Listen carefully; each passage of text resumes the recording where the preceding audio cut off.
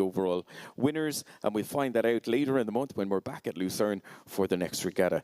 We do have some updates on crews. Ben Pritchard unfortunately has had to withdraw for medical reasons, so we just got that update there due to race in the second race this morning. We hope that Ben is doing well and wish him a speedy recovery. But 5 minutes to go. Rossano's looking fantastic. The lake looks absolutely amazing. This is your home turf, so you know all about the ins and outs of the course coming down towards the finish.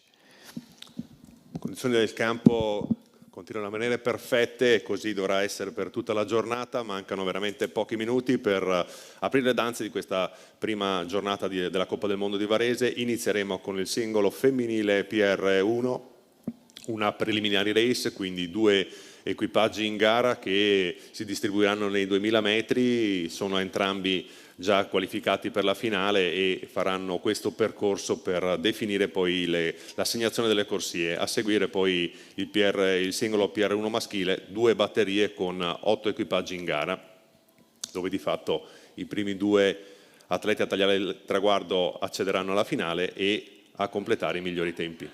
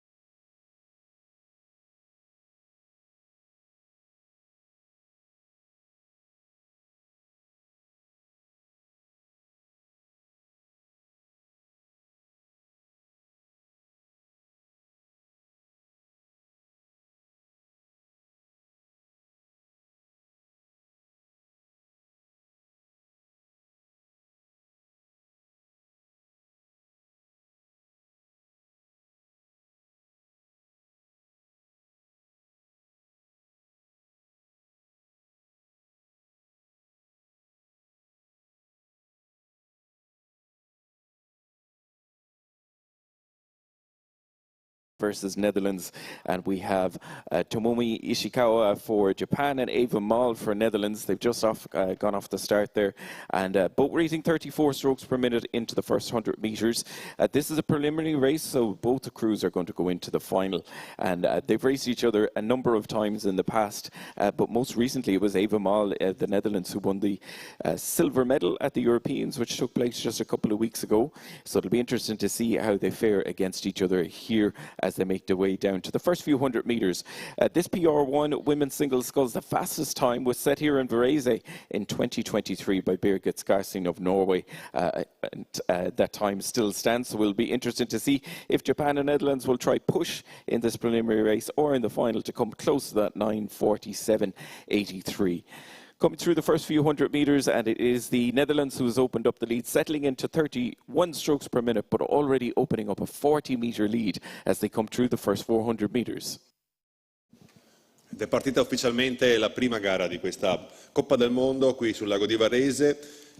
Preliminary race come apertura dell'evento con il singolo femminile PR1, categoria PR1, 2 gli equipaggi in gara, quindi entrambi già qualificati per la finale, un percorso di gara che servirà per definire le corsie di partenza per la finale stessa. All'acqua 1 il Giappone con Tomomi Ichikawa, all'acqua 2 l'Olanda con Eva Maul. Una partenza puntuale e precisa che ha visto subito l'atleta olandese prendere la testa della gara. E è una strategia differente probabilmente per i due equipaggi che in questo momento stanno mantenendo un ritmo di gara abbastanza simile intorno ai 30 colpi al minuto, con l'atleta olandese che sta facendo da battistrada, una velocità della sua barca superiore a quella dell'atleta giapponese. Una strategia che appunto serve anche in queste occasioni per cercare di predisporre la finale stessa nel miglior modo possibile, quindi magari fare una tirata per riattivare la muscolatura. 2000 metri per queste atlete che devono distribuirsi al meglio, cercando ovviamente di mantenere e risparmiare le energie per quella che sarà poi la finale.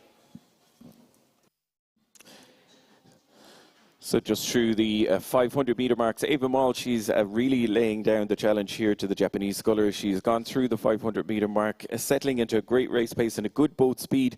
The Japanese sculler at the moment struggling to keep up with the pace, and now we have about an 80-metre lead opening up in this first race of the day in the PR1 women's single sculls. And of course, the people with the best view are those out on the course. So we're going to check in with Tim for our very first race. Lovely, Richie. Thanks so much. And you are perfectly right. We have the best seat in the house, perched in this lovely commentary position at 1,000. We have a great view of the lake. We can see all the way down to the starting pontoons where crews are already being lined up for the next heat. And if I take a look to my left, I can see the 1,500-metre hut, and then there's a bit of a shrubbery, and behind that you are perched at the finish line. But here at 1,000, we have a great view of Eva Maul from the Netherlands. She made her debut rowing, because rowing isn't really the sport she started out with. She's a very talented athlete. And she's in multiple sports. She did a bit of climbing and all the rest of it. As we see so often with these very talented athletes, they are multidisciplinary athletes, trying out different sports, looking for that perfect feeling. And she is feeling really good right now, because she is motoring along at 29 strokes a minute, really long and connected here in the PR1. So just to remind everybody that those are athletes who primarily use their shoulders and their arms to propel their boat. And she's opened up a slightly bigger gap to Tomomi Ichikawa from Japan at the moment as she approaches 1,000-metre gone. The gap has opened up to almost 120 metres. So she's really put in the effort in the second 500 metres, and she looks comfortable ticking it along at just under 30 strokes a minute. Ed ecco qui la prima gara di questa bellissima giornata di gare. Prima di tutto grazie Tim per la parola. E possiamo vedere l'atleta olandese avvicinarsi al mark dei 1000 metri, quindi siamo a metà gara. Grande prova di resistenza, anche se è un passo molto controllato, anche perché ha ben controllo anche sull'atleta giapponese, leggermente più indietro, quindi può concentrarsi su un lavoro di tecnica. Questa è la gara del singolo femminile PR1, quindi nel canottaggio paraolimpico ricordiamo che la classe PR1 considera gli atleti che possono mantenere funzionalità su spalle, braccia e busto, e infatti come possiamo vedere utilizzano la parte superiore del corpo per dare propulsione alla barca e quindi utilizzare grande resistenza. Sicuramente non sfruttando la potenza delle gambe l'impegno fisico è maggiore, si sfrutta molto più energia e quindi decisamente ammirabile vedere la grande resistenza, la grande prova di forza che hanno questi atleti. Ichikawa from Japan now about to cross the 1,000-meter mark and halfway in her race. And just a quick reminder that she's been competing out here on the world stage for quite a while now. First race in my research came up in the World Championships back in 2018, where she raced to a 7th place overall. And then she was back for the World Championships every year. She raced at the Paralympic Games in 2020, taking an 11th spot overall on home water in Tokyo. And then she had a bit of a hiatus, a bit of a sabbatical, we may say. But she's back now, and it's great to see her racing again here on Lago di Varese as she pushes through into that third 500 meters. Eva Mol from the Netherlands still well ahead. I think she's sort of maintaining the gap as it stands at the moment, looking very comfortable indeed. And I talked about the fact that she was a climber. She's actually sort of put her focus now fully on rowing, because she tried to qualify for the Paris Paralympic Games, but she just missed out, and she is building into that LA 2028 campaign right now here on Lago di Varese. She's about 1,400 meters into this race, and like a metronome she just keeps on going. It's still 28 strokes a minute, and she makes it look so easy, and she's helped no doubt by the perfect conditions here on the lake, which allow for that very easy style of her, that really relaxed style as she propels the boat into the final quarter of this race. And she's almost out of view from our position, Richie. She's coming past 1,500 meters gone as we speak, and it looks like a bit of a row over at this stage of the race, having done the damage in the first half. Yeah, just coming into view now, and she really has laid down a marker here of Moll coming off of that silver medal that she won at the Europeans. These two rowers raced against each other back in the World Championships in 2023, where Eva Moll placed 8th and Ichikawa placed 12th. So they have raced each other before, back in those 2023 championships. With this preliminary race, of course, it could be that the Japanese sculler is just going out to get a training race done, get her markers on the course, get used to it, and we'll see if we can get a more competitive race when we get in towards the final, which they'll be racing later on. But looking good so far for Eva Moll as she works off of that silver from the Europeans and now powers down in towards the finish. She's coming up with just under 500 meters to go, so looking good for the Netherlands. Le due atlete si stanno portando nell'ultimo quarto di gara. In questo momento la strategia di questa preliminary race ovviamente prevede l'utilizzo, lo sfruttamento di questo percorso per cercare di affinare quanto si è fatto durante gli allenamenti. Il distacco fra le due atlete è notevole, ma sicuramente la strategia adottata da entrambe è differente, quindi a fare da battistrada è Eva Moll, atleta dell'Olanda, che mantenendo un ritmo di circa 29-30 colpi a minuto ha guadagnato un distacco importante sull'atleta giapponese, ma entrambe, come dicevamo già prima, sono in finale, quindi sicuramente l'impostazione di questi 2000 metri di percorso è in funzione dell'affinamento degli ultimi dettagli per la finale stessa. So coming into the run-in towards the finish, it's exactly where Eva Moll would like to be. There's nearly 200 meters separating her from the Japanese sculler as she has a run-in towards the finish. She's in the green buoy, or the red buoys now, in that run-in to 250 to go. So looking in full control in our first race of the day, the PR1 women's single sculls. Looking good, and already on the start line, it is going to be the next race of the PR1 men's single sculls. So in full control here for Ava Mall ahead of Ishikawa of Japan to get things going in our first preliminary race. And we'll be back shortly with the next, which is going to be the PR1 men's single scull heats. Ultimi metri per Eva Moll, atleta olandese in questa preliminary race del singolo femminile PR1. Ovviamente molto in controllo in questo momento, è una gara che richiede un tempo di completamento importante, quindi è fondamentale saper distribuire le forze per non sprecare energie che poi possono rivelarsi utili e necessarie per fare una finale sicuramente di alto livello. Ecco quindi le ultime palate per andare a tagliare il traguardo di questa apertura della Coppa del Mondo qui a Varese da parte del singolo PR1 femminile, che vede transitare al primo posto Eva Moll, l'atleta olandese.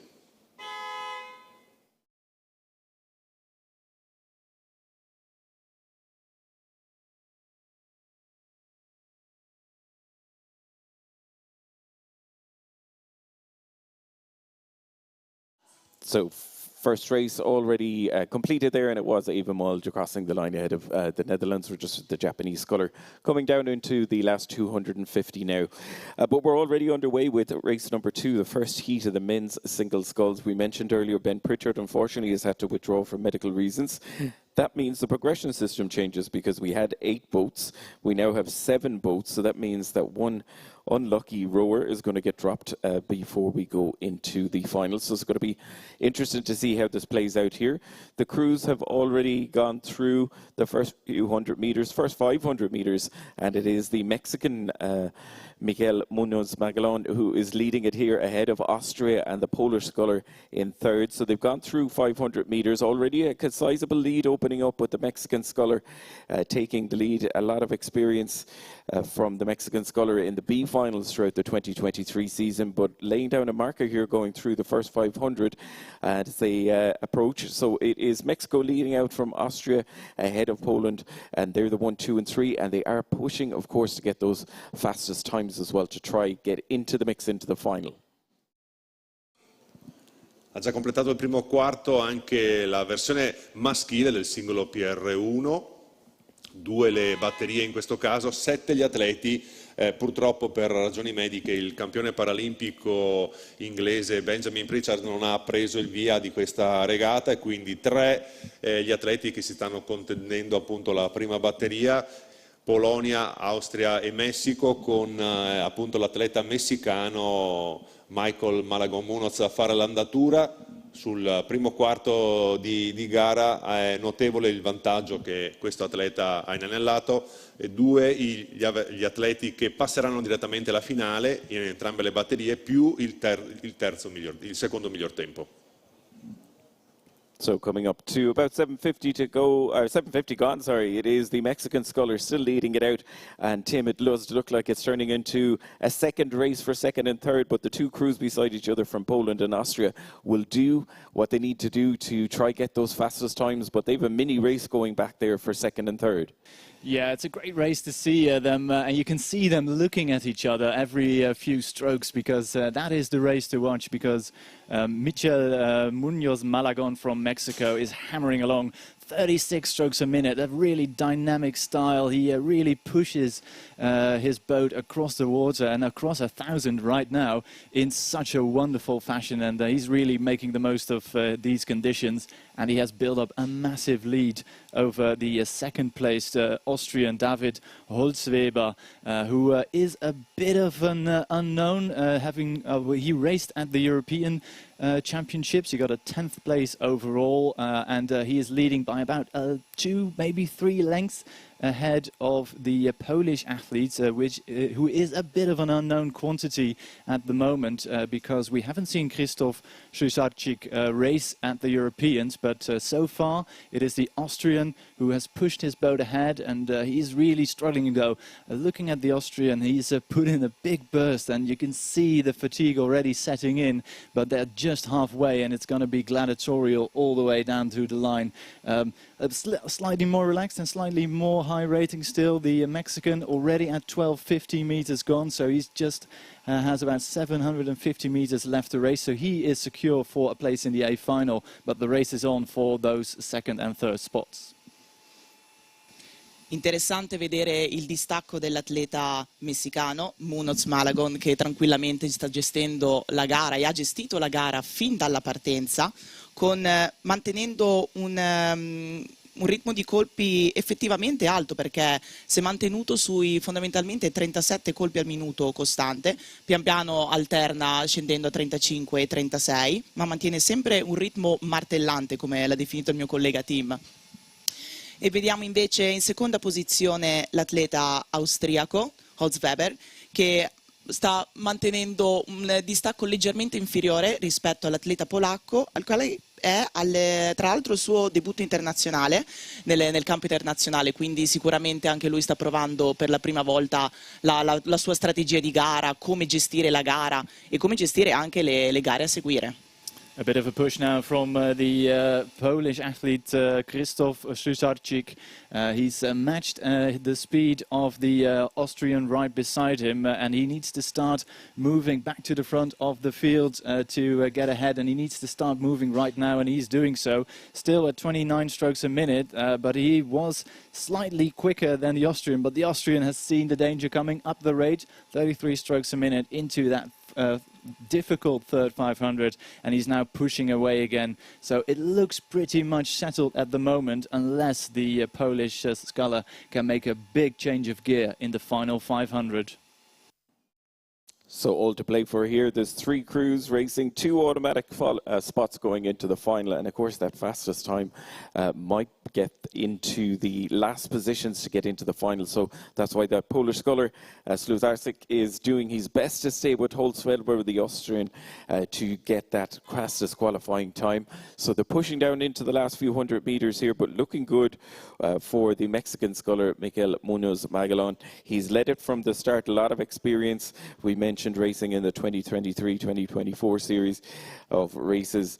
Normally in the B finals we haven't seen him in the mix for the medals so far, but it's looking good to get that first qualifying spot, and looking good also for David Holzweber of Austria for the second qualifying spot, just coming through with 500 meters to go, and we'll see what the Polish sculler can do to get into the mix here. We mentioned Ben Pritchard, our current Olympic champion and European champion, set the fastest time recently at the European Championships in Plovdiv. So all eyes will also be on the times that we have in these races, just to see if anyone's going to come close to that 8:40.38 that Ben set at the European Championships most recently. Looking good for Mexico, in full control, opening up more than a 200-meter lead, which is exactly what you want on your first race here, coming into the red markers now. Looking good for Mexico, securing that first spot, and the big question is, how are Austria and Poland going to go for that second qualifying spot?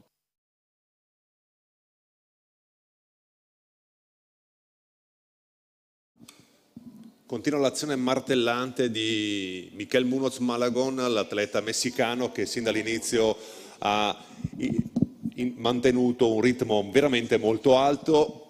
Enorme il vantaggio che ha costruito lungo il percorso, si sta avvicinando ormai alle ultime battute, 36 colpi al minuto durante tutto il percorso, e nell'ultimo quarto di gara ha addirittura incrementato il proprio ritmo. Veramente impressionante l'azione, che sta continuando a portarlo lì davanti come battistrada, a seguire Austria e Polonia per la seconda posizione, con l'atleta austriaco che sta cercando di controllare il tentativo di rientro da parte dell'avversario polacco. Intanto sentiamo il suono del taglio del traguardo da parte dell'atleta messicano, che ha imposto un ritmo veramente infernale e non c'è stata possibilità per gli avversari di insidiare la prima posizione.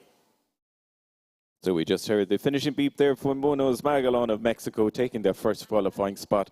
And the race for the second qualifying spot looks like it's secure now for David Holzweber, just coming into the red markers, and looks like he has opened up a couple of 100 meters of a lead to secure second spot.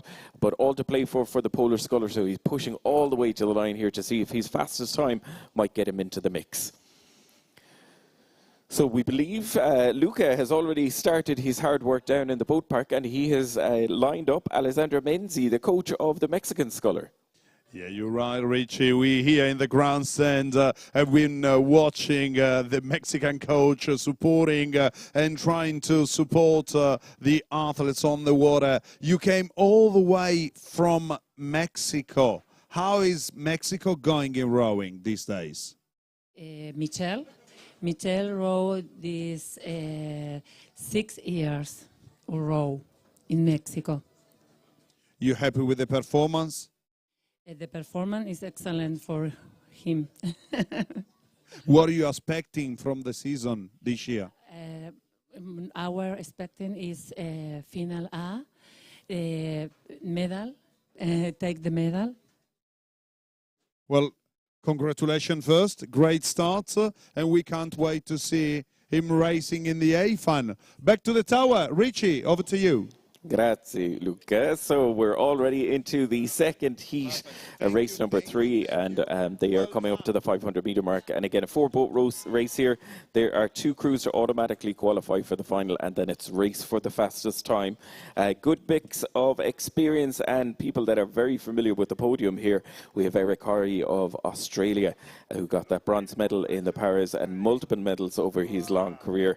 Giacomo Perini of Italy, who came 3rd in the Europeans most recently as well. And then we have the USA and Italy sculler Massimo Spolon from Italy, and Andrew Mangan, no strangers as well to the international circuit, having competed multiple times in 2023 and 2024. They've gone through the first 500 metres, and it is Giacomo Perini, the Italian, who has opened up a lead just from Eric Horry. They're the 1 and 2 at the moment, and again it's turning into a 2-boat race here, because Italy and Australia have opened up a very sizable lead already through 500 ahead of USA and Italy in the first 500 metres. So they're settling into their race pace now, and it'll be interesting to see again if Italy and Australia secure those 2 spots. Will USA and Italy push each other on to try get into the mix for the fastest times?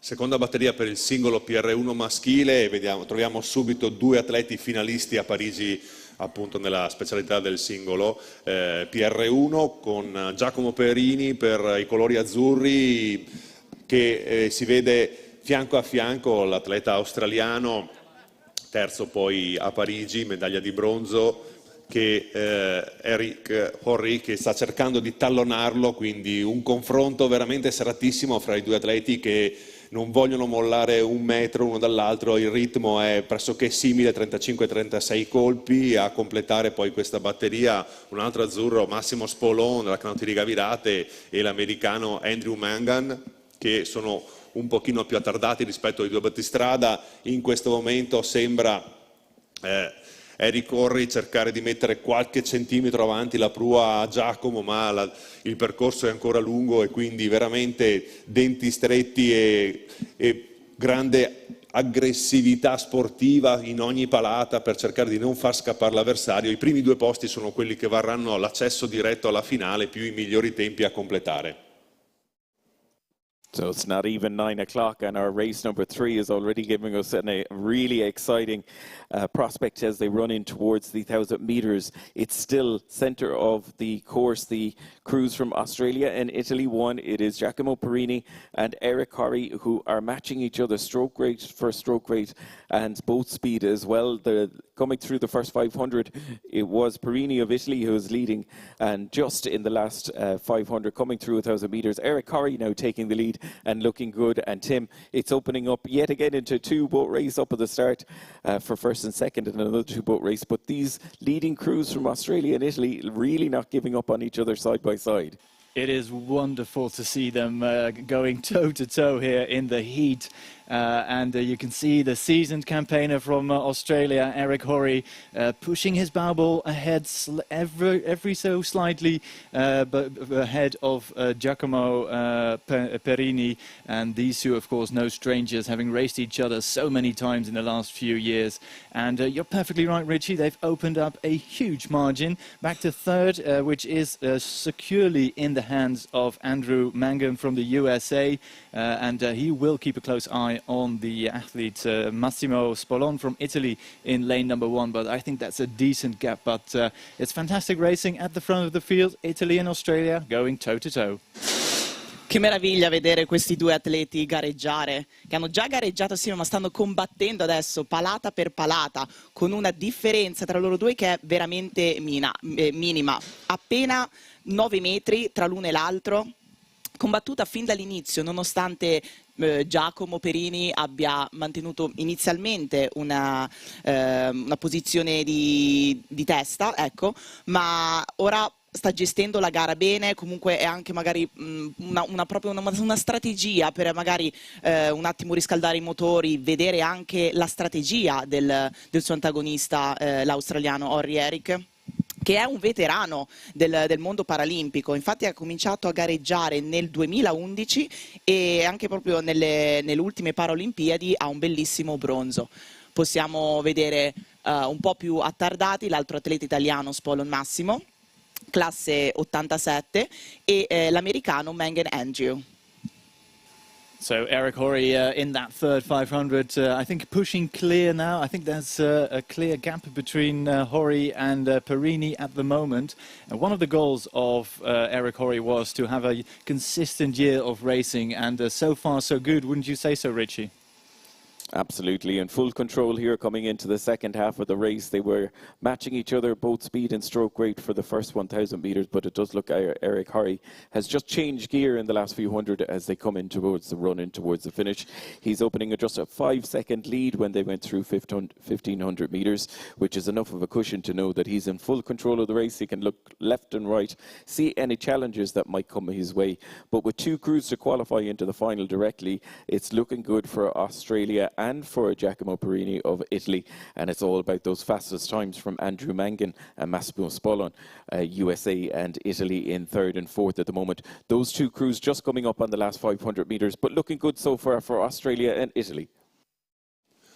Le prime 2 posizioni sono consolidate in questa seconda batteria del singolo PR1 maschile, con l'Australia a far da battistrada, Australia terza alle Paralimpiadi di Parigi 2024, a seguire Giacomo Perini, terzo 2 settimane fa ai campionati europei, ha cercato di mantenere il contatto, anzi ha cercato di scappare in partenza rispetto all'avversario australiano, poi si è disteso sul passo. Giacomo, assieme a tutta la nazionale paralimpica azzurra seguita e condotta da Paola Grizzetti, sta cercando chiaramente di introdurre delle novità anche nella sua preparazione, quindi sta utilizzando sicuramente questa batteria per cercare di affinare dei dettagli in vista della finale. In questo momento i 2 atleti si stanno avvicinando alla linea del traguardo, con Eric Horry a far l'andatura, seguito molto da vicino da Giacomo Perini, che vanno a involarsi verso il traguardo per garantirsi l'accesso alla finale.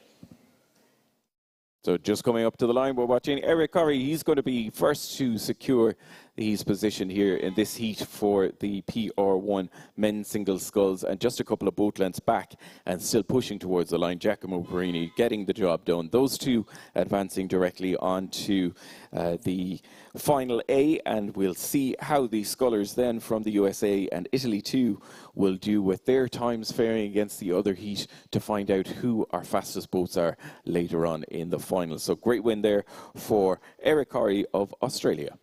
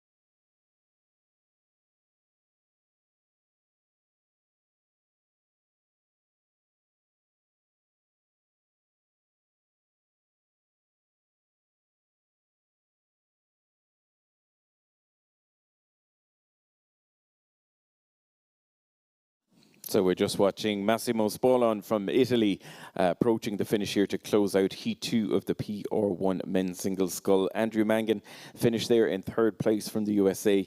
We'll be watching the clock, and I'm sure Coach Ellen Mitzner is already having a look to see the times and to see if Andrew has done enough to advance onto the finals. Just crossing the line, Massimo Spollon, Italy 2, closing out the PR1 men's single scull second heat. Already on the course and coming up to the 500-meter mark, it is another preliminary race, this time for the PR3 men's pair. We do have Japan did not start, so it was due to be a 6-boat race. It's now a 5-boat race, preliminary race here, and these preliminary races are now mandatory as well. So they're racing for lane positions and already through the first 500 meters, and it's the Italian crew who are leading it out ahead of France. They're the 1 and 2 France sole competitors at this World Cup Regatta here in Varese, and they're doing the job in second place at the moment. Great Britain in third, Italy 2 at the moment are in fourth place ahead of Germany. So just 20 seconds separating first to fifth in the first 500 meters. It'll be interesting seeing how they go in racing for the positions. This being a preliminary race, they might just take it as a training spin to get down and get their marks and see where they might race a little bit more competitively, or they could be going to really open up the lungs and get going and see how they fare against their competitors. But looking good so far for Rossano. It's looking good for Italy, both in first and fourth at the moment. Quarta gara del nostro programma, un'altra preliminary race, il 2 senza maschile categoria PR3. Nel programma 6 equipaggi previsti, ma a quanto pare il Giappone non è partito, quindi all'acqua 1 Francia con Birocado, all'acqua 3 Gran Bretagna con Smith O'Brien, all'acqua 4 Germania, Rotterdam Doss, all'acqua 5 il primo equipaggio azzurro Italia 1 con Frank Ličović, all'acqua 6 Italia 2 con Conti Zappa. Ed è in questo momento l'equipaggio francese a fare l'andatura all'acqua 1, tallonato poi dalla prima formazione azzurra, Italia 1 all'acqua 5 che cerca di non far scappare il battistrada, cerca di inserirsi in mezzo alla formazione inglese all'acqua 3 per questa preliminary race che chiaramente garantisce l'accesso alla finale a tutti e 5 gli equipaggi che hanno preso il via, ma serve comunque per rodare appunto i dettagli, le formazioni, anche le nuove formazioni come quelle azzurre che stanno cercando di creare delle composizioni in vista magari anche del 4 con per quello che sarà poi la formazione per il mondiale, quindi sono esperimenti importanti, occasioni necessarie per cercare di capire al meglio quali sono le potenzialità degli atleti in gara. So they've already gone through the 1,000-meter mark and the lead has changed. Tim, it looks like France now leading it out ahead of the local Italian crew. You're perfectly right there, Richie. It is indeed France with Laurent Cadeau and Grégoire Biro in that bow seat. Closest to the finish line at the moment, and they really made the best of that second 500 to push their bamble ahead, and of course some pedigree in that boat, because the man in the bow seat, of course a bronze medalist at the Paris Paralympic Games. And I do like their style. It is really sort of flat, it's really relaxed, and they are ticking it along at 33 strokes a minute. And they've opened up a sizable lead now ahead of Great Britain, currently in second position, with Italy 1 in third. Then it is Italy 2 racing in fourth position. The Germans dropped out of the pack in the second 500, and the Japanese, of course, not starting. So that's the order as they went past us. E ci avviciniamo a quasi gli ultimi 500 metri della gara e troviamo ancora la Francia che sta mantenendo testa con un tempo di 5 minuti e 13 secondi, con comunque un'Italia 1 con i nostri atleti Frank Marco e Ličović Stanislao a 44 e 24 anni d'età, quindi interessante vedere anche una coppia d'età con questa differenza, che passano però al terzo posto, con la Gran Bretagna invece appena dopo la Francia, che sta mantenendo comunque il controllo sull'equipaggio italiano Italia 1, mentre l'equipaggio Italia 2 con un equipaggio molto giovane, infatti abbiamo Zappa che è classe 2007, quindi appena 18 anni, e Conti Luca 21, classe 2003. che comunque hanno avuto la loro bella soddisfazione vincendo una medaglia al PR3 sempre nel due senza al mondiale dell'anno scorso. So a slight tailwind now pushing these crews along, Richie, already inside the final 200 meters. Back to you. Yeah, the French crew looking very good and in full control of the race here. Their boat is really moving along at a nice pace. New combination here with Biro and Caddo, that youth and experience. Caddo, the 41-year-old, partnering up here with Gregor Biro, the 22-year-old. A lot of experience in the fours and in the pairs as well. The Italian crews, a youth and experience as well. And some of the crews getting into the mix, also racing in the fours race. So they're doubling up in the race. But we're watching here the French crew coming in to take the win in the first qualifying spot and GB in second, but the Italians back in third in this preliminary race.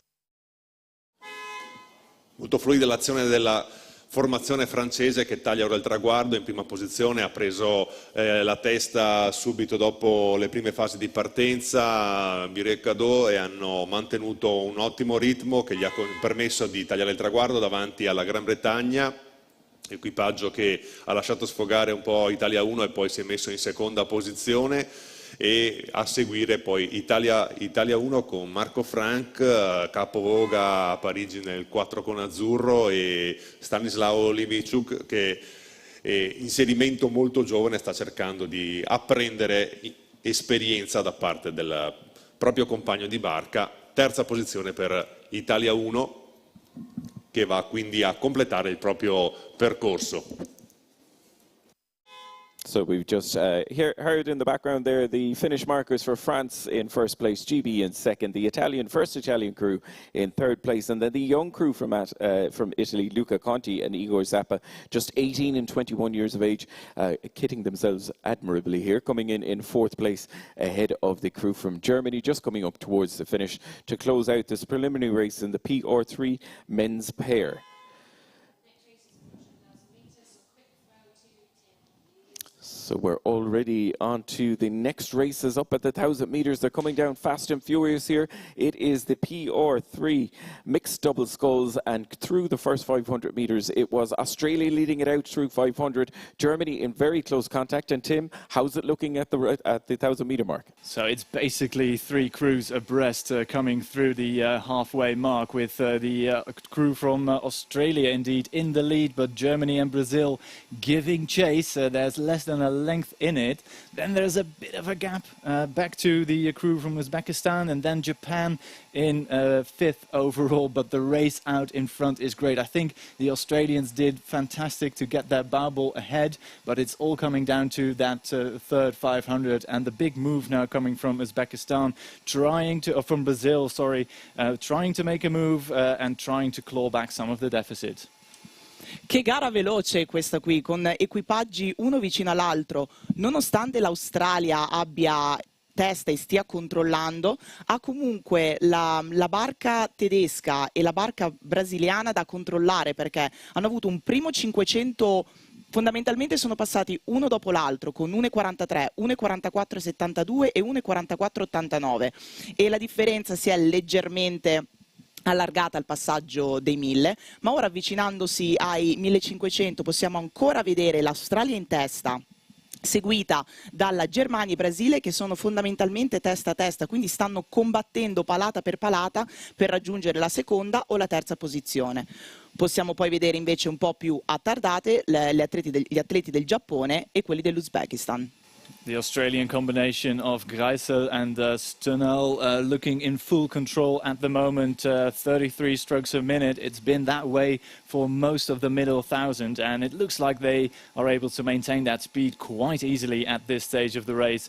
They have rode away from Germany and Brazil, who are still locked in a fantastic battle for second and third at the moment. The Germans now, Helmich and Kumbein, pushing through. They have about half a length now over Brazil in third position. Then it's still Uzbekistan and Japan, but the race is the Australians to lose.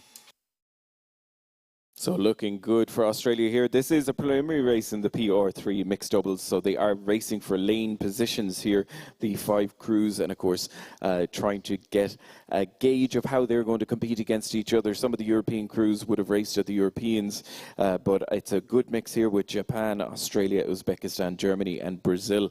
The Australian crew just holding on to the lead and extending it over the last 500 over Germany. They're the 1 and 2 at the moment. What about this Uzbekistani crew? 16 and 15 years of age. They're in 4th place at the moment, and again performing admirably up at the senior level here.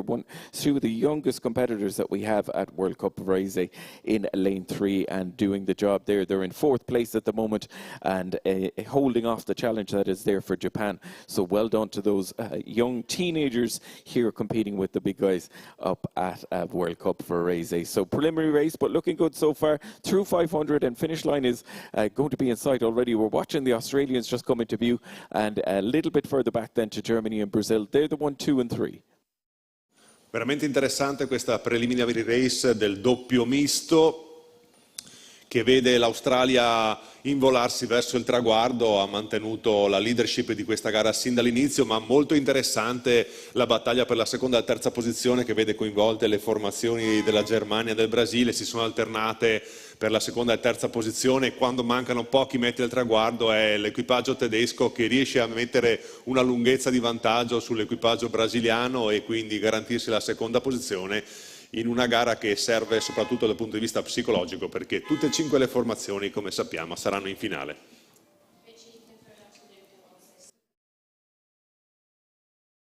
So we're just watching those young Uzbekistani crews come in, the 16 and 15-year-old coming in. It's worth mentioning as well that Sam Strunnell of the Australian crew in the stroke seat, just 18 years of age, and he crossed the line along with Lisa Grizzle there, taking the win in the PR3 mixed double sculls, ahead of Germany in 2nd, Brazil 3rd, Uzbekistan just crossing in 4th, and the Japanese crew coming in towards the finish to close out the PR3 mixed double sculls.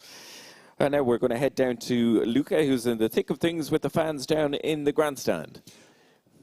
Yeah, we're live here in the grandstand. Actually, I just spotted one of the real legends of rowing.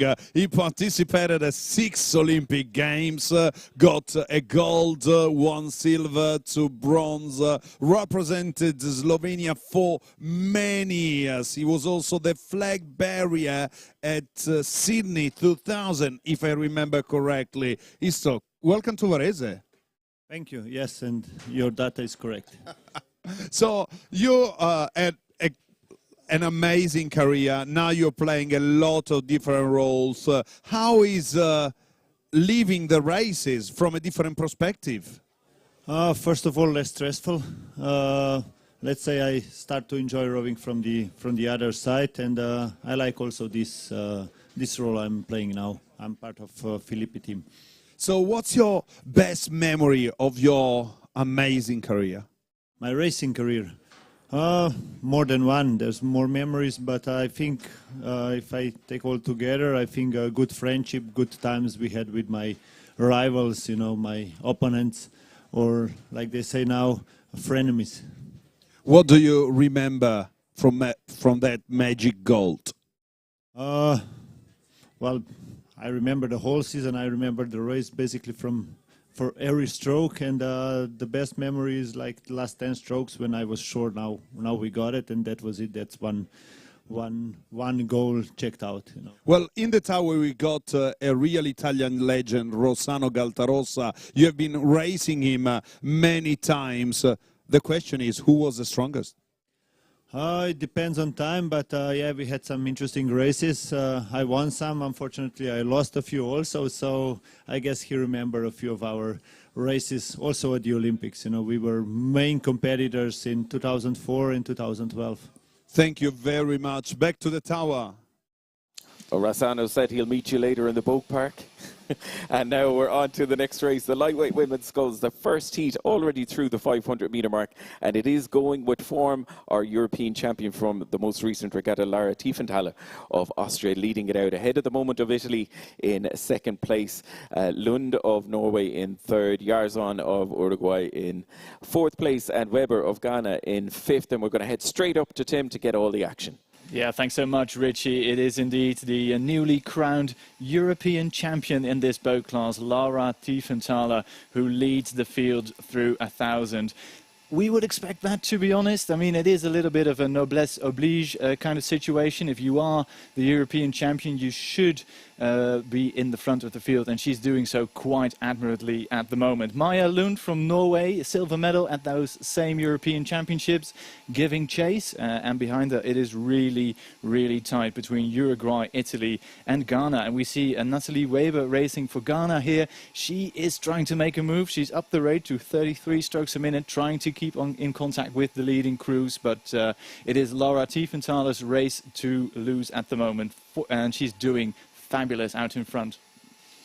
Un'altra bellissima gara, il singolo femminile pesi leggeri. Ricordiamo che purtroppo la classe dei pesi leggeri è stata tolta dalle Olimpiadi, ma possiamo comunque vedere delle belle gare anche tra i singolisti. Possiamo sempre vedere l'atleta austriaca Tiefenthaler Lara mantenere testa.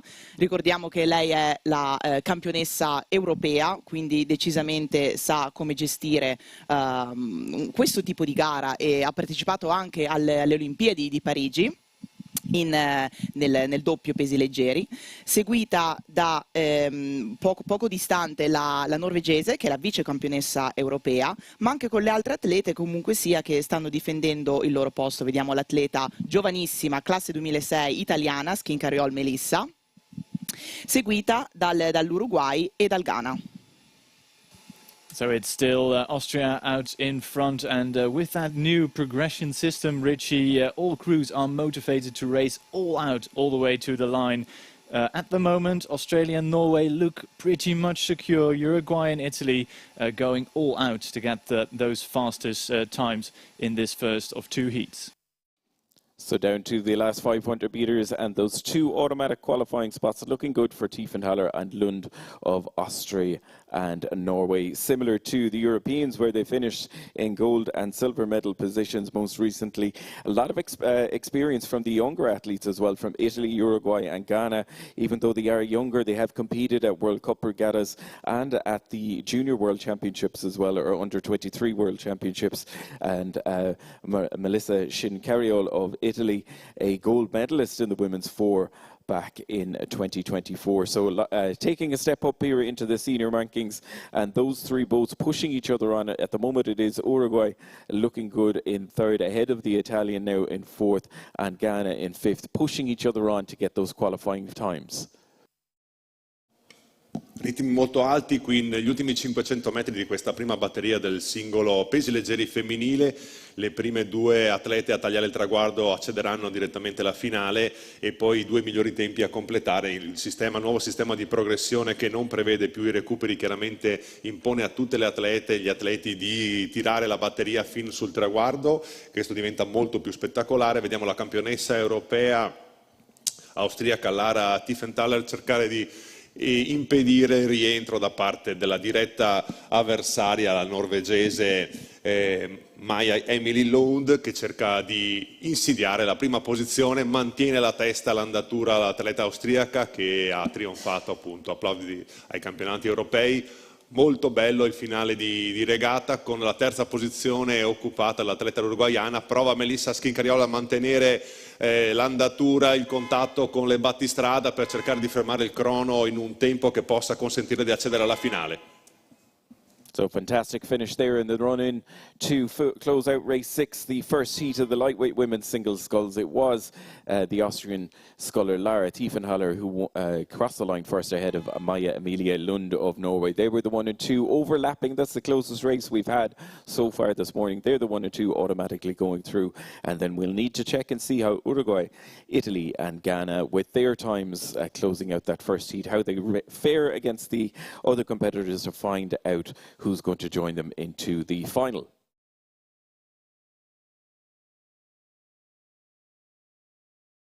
So coming down fast and furious and already through the first 500 metres, it is the second heat of the lightweight women's single sculls. 4 boats racing in this second heat.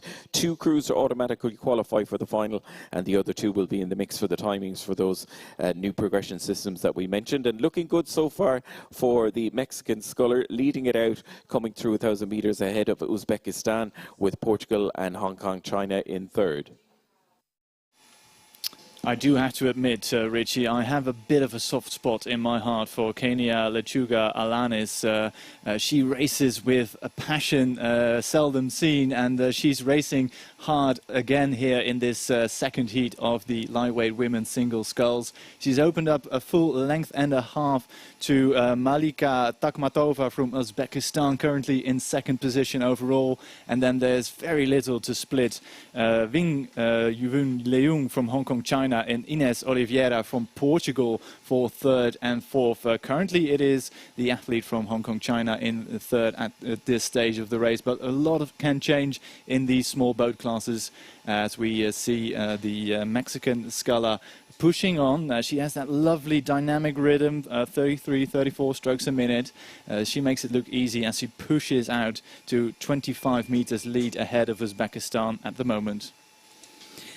Ed eccoci con la seconda batteria del singolo femminile pesi leggeri, dove ci stiamo avvicinando agli ultimi 500 metri di gara, dove possiamo trovare l'atleta messicana che sta controllando a 33 colpi al minuto la sua posizione di testa, con una palata abbastanza tranquilla, seguita dall'atleta Takhmatova Malika, quindi dell'Uzbekistan. E al terzo posto per adesso troviamo l'atleta da Hong Kong, con un po' più attardato invece l'atleta del Portogallo Oliveira Ines. So a great turn of speed from Ines Oliveira from Portugal, passing through 1,200 meters gone, trying to get back into contention, but she's up the rate, but speed-wise it is still Wingwung Leung from Hong Kong, China, who has the slightly higher boat speed, sitting comfortably at 31 strokes a minute. The 2 automatic qualifying positions, 1 and 2, still firmly in the hands of Lechuga Alanis and Takhmatova from Mexico and Uzbekistan. Passing into the final 500 meters, Richie, we'll have to wait and see what times these athletes produce before we know who's going through to the A final and who is relegated to the B final. Absolutely, Tim, and we know that it is Austria and Norway from Heat 1 getting those automatic qualifying spots, and there's 2 available here as well, and looking good so far for Mexico and Uzbekistan. They've been the 1 and 2 coming through 500 and through 1,000, and now to the last 500 meters as well, and it is a little bit further back then to Hong Kong, China, and to Portugal. They've a lot to do if they're going to get a mix for the automatic qualifying positions, and with clear water it's looking a little bit more doubtful now, so they'll be racing against the clock to try to get the spots from the best times into the final. Posizioni ben definite in questa seconda batteria del singolo femminile pesi leggeri, con Kenya Alanis Lechuga del Messico a far l'andatura fin dalle prime battute, continua tra l'altro a incrementare il proprio vantaggio. La prima atleta ad inseguirla, a cercare di tallonarla, ma ha un distacco considerevole, è la rappresentante dell'Uzbekistan in acqua 2 per la seconda posizione, poi a seguire Hong Kong e Portogallo, ma insiste l'azione molto ben distesa e ben distribuita lungo il percorso dell'atleta messicana, che adesso va a regattare sulle boe rosse, quindi ormai il traguardo è veramente vicino per lei. Cerca di rientrare Hong Kong su Uzbekistan, prova a fare l'assalto finale per la seconda posizione, quella che garantirebbe il passaggio diretto alla finale, ma è l'atleta messicana che taglia il traguardo, garantendosi appunto l'accesso al turno successivo. So we're just watching Mexico. There it is, Kenya Laguna Alanis, who has taken the win, took the rate right down, as indeed does Takhmatova of Uzbekistan, just managing a little bit of clear water in second place ahead of Hong Kong, China and Portugal. That closes out the second heat. So Austria, Norway, Mexico and Uzbekistan automatically qualifying for the final, and we'll get the official result and timings to find out who is going to join them in the final. Already back up on the course, we have the first heat of the lightweight men's single sculls. They've gone through 500 meters, and we're happy to say that it is the Italian sculler that is Luca Borgonovo, who has led it out through 500, but they're coming up on 1,000 already. Tim, we're going to head straight up to you, and it looks like Hong Kong, China has just taken the lead over the Italian. Yeah, it was a great push by Hin Chung Chiu, who took the lead by a whisker at 1,000 meters gone. But Luca Borgonovo is not having any of it, and neither is his brother Giovanni in the lane right in between those two athletes. The top three, so it's Hong Kong, China, and then two Italian scullers out in the lead ahead of Iraq and Uzbekistan, who are locked in a battle of their own. But I always love lightweight racing, especially in the singles. All these athletes, of course, having to make weight 2 hours ahead of the start. And no more than 72.5 kilos, if my record is correct. And then you row to the start, and then there is this gladiatorial battle in the single every single time. Hong Kong, China still in the lead, underrating the Italians to his right at the moment, and he has a slightly higher boat speed, but not much. Bellissimo vedere altri due fratelli nel mondo del canottaggio combattere contro alcuni ne abbiamo alla stessa barca, in questo caso stanno combattendo uno contro l'altro in questa batteria del singolo maschile pesi leggeri. Possiamo trovare ancora in testa l'atleta Hin Chung Chiu da Hong Kong, che ha avuto un primo 500 combattuto assieme agli altri due atleti italiani. Infatti sono passati entrambi, tutti e tre, scusate, a 1,42. Ora si stanno avvicinando agli ultimi 500 metri della gara, dove possiamo trovare ancora in testa l'atleta di Hong Kong, seguito da Luca Borgonovo, e appena dopo il fratello Borgonovo Giovanni, e un po' più attardato l'atleta dell'Uzbekistan e dell'Iraq. So in the order, not much has changed, but look at Giovanni Borgonovo. He's pushed through, or is about to push through, into second position. It is a fantastic battle between the two brothers, and Uzbekistan and Iraq still locked in a battle of their own, but they are down on the leading three scullers. Coming into the final 250 meters, it is still Hin Chung Chiu from Hong Kong, China, leading the two Italians home. So it's going to be really exciting to see the finish here as they come in towards, with the two Italians pushing each other on, brothers side by side, rowing here and trying to break up the monopoly that Hong Kong, China have on those two qualifying spots. Looking good so far for Luca. He's just holding off the challenge for his brother Giovanni and the running towards the finish.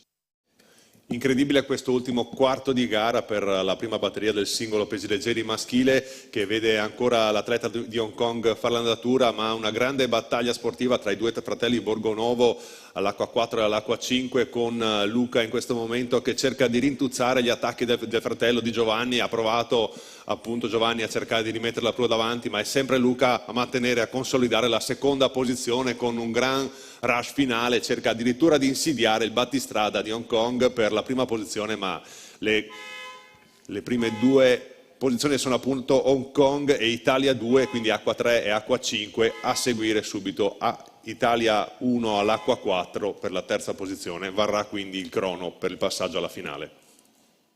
So blanket finish there in the first heat of the men's lightweight singles sculls. The Uzbekistan sculler just putting a big push on towards the finish, but wasn't able to get the third place ahead of Giovanni Borgonovo.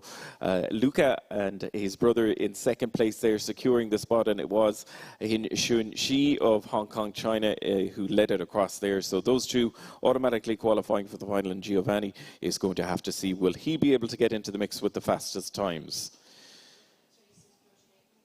So the next race in the second heat of the men's lightweight single sculls, already through the 500 metre mark, coming up on 800, which is getting close to our cruise up there at the halfway mark, and leading it out at the moment. It's Uruguay ahead of the Netherlands. Those two looking good at the moment, but very little between the Netherlands and Norway. Yeah, precious little between them, and we would expect Cluver Ferreira from Uruguay to be in the front of the field, having so much experience over these past few years, and he's always racing out hard and fast. Second position at the moment, indeed, it is Brian Paul from the Netherlands, but he is challenged very, very hard by the man to his right, Peter Strekanski from Slovakia, who is about to push through, I think. He might just get his bauble across 1,000 meter first, and indeed he does. So it's Slovakia behind Uruguay, then the Netherlands, and Mats Reiter from Norway, fourth across 1,000 meters gone. But Kluver Ferreira in a very comfortable position at the moment, 2.5 lengths up on the rest of the field. E la situazione dopo i primi 1000 metri è rimasta fondamentalmente invariata, con l'atleta uruguaiano Kluver Ferreira Felipe che mantiene la sua posizione di testa, avendo passato i 1000 metri con 31,81, quindi vicinissimi, soprattutto anche per essere una gara in singolo.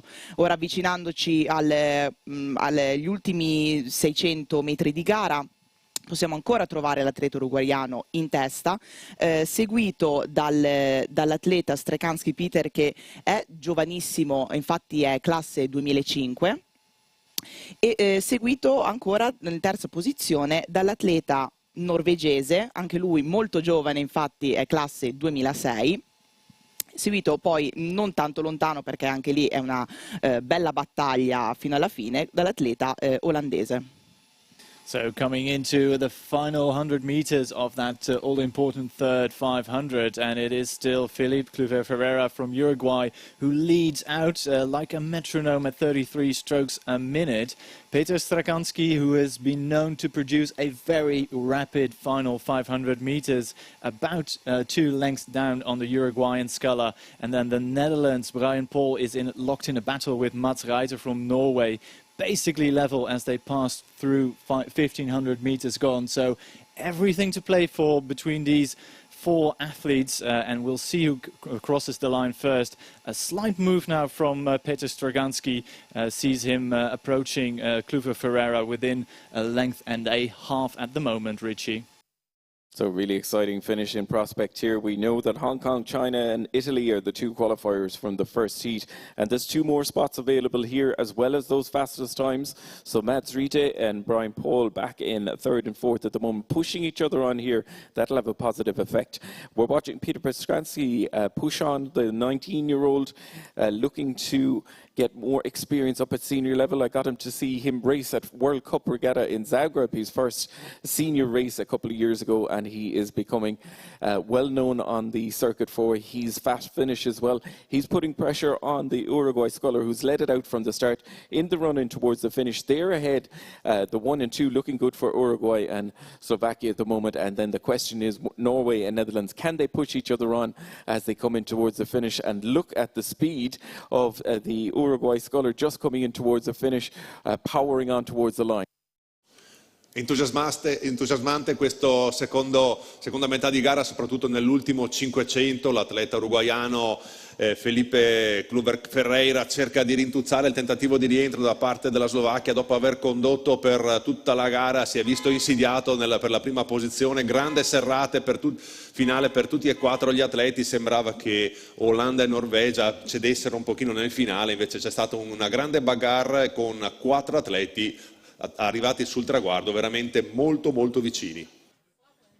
So it was the Uruguay sculler, Kluver Ferreira, who just turned on the turbo just then coming in towards the finish to take the rate right up and make sure he secured that first qualifying spot along with Peter Trzanski in 2nd place. They're the 1 and 2 joining Hong Kong, China and Italy, and we'll get the official results and timings to see how the Netherlands and Norway fared in the 2nd heat of the men's lightweight single sculls.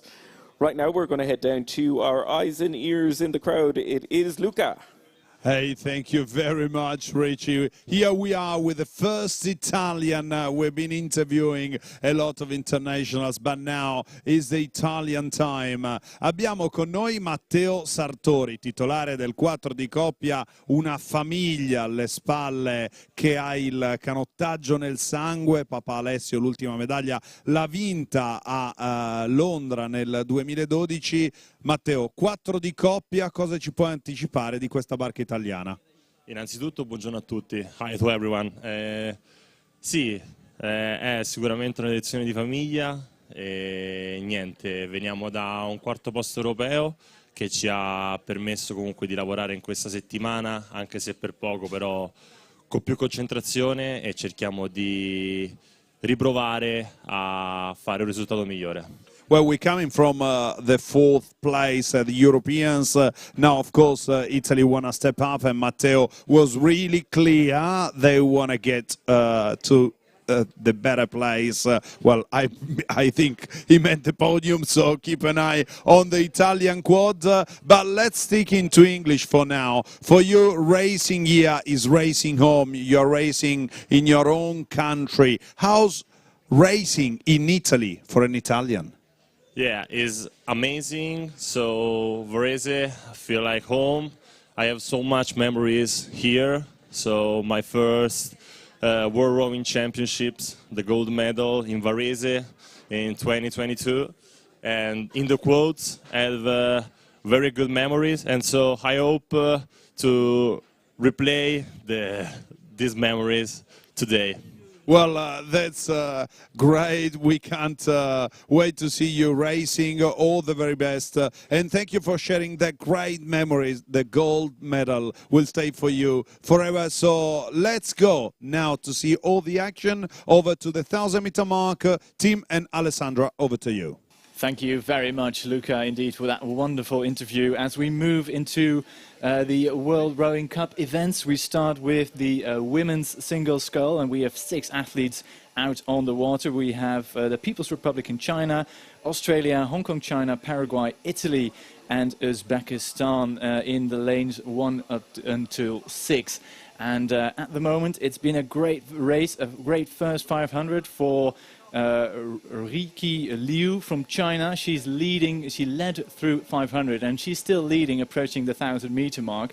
And all the way on the far side from her and closest to us in the timing hut, we see Anna Pragatan from Uzbekistan, of course, Olympic medalist. And they are crossing the 1,000 meters goal now, basically level.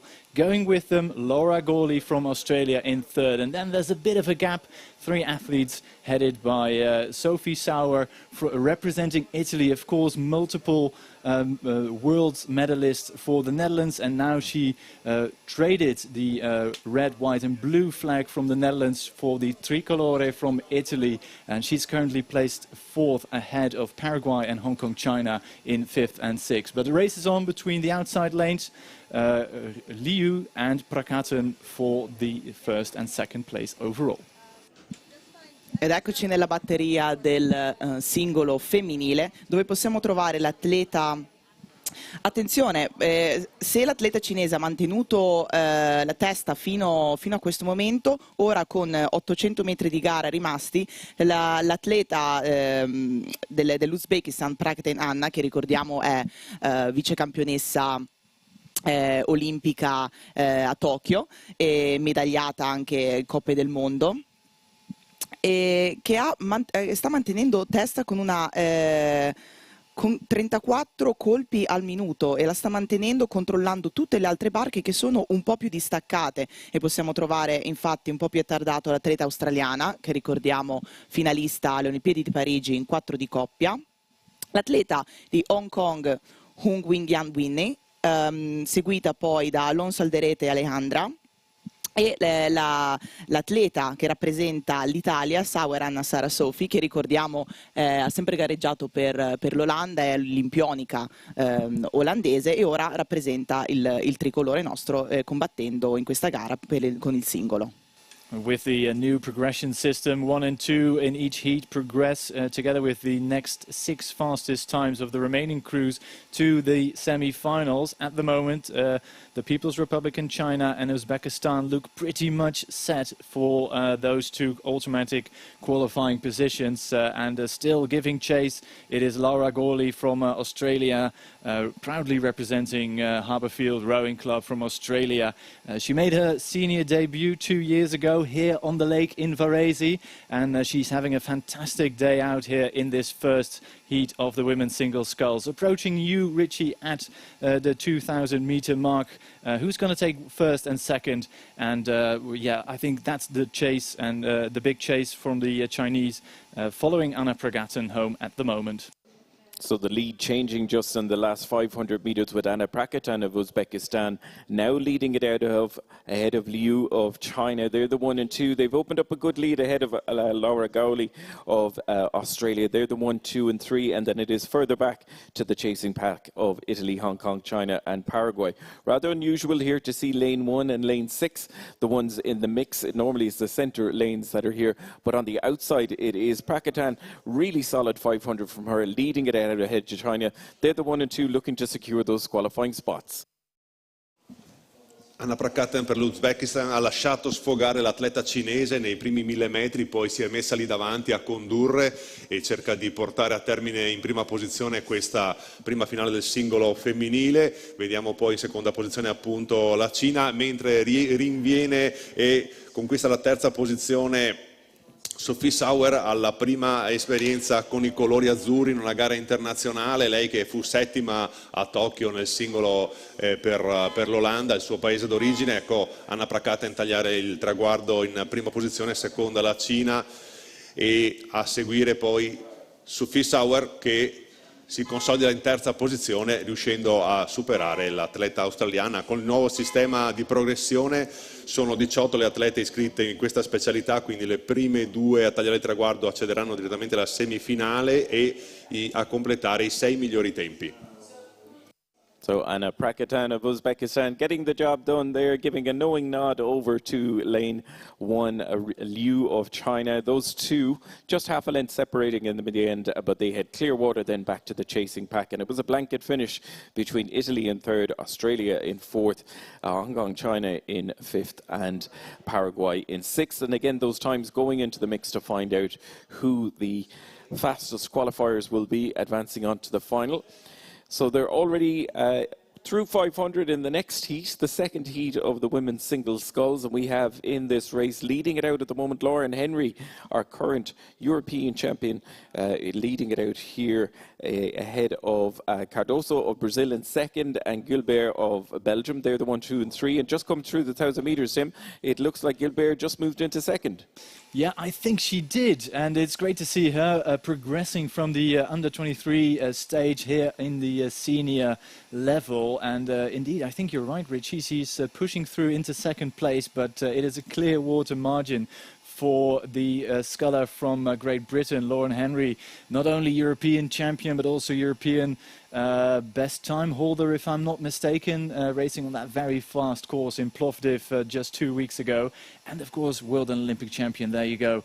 And that class is visible in the margin. It is at the moment more than 40 meters back to the Belgian athlete Gilbert, who has taken 2nd overall, but just ahead of Beatriz Cardoso from Brazil, who's currently occupying 3rd place at the moment.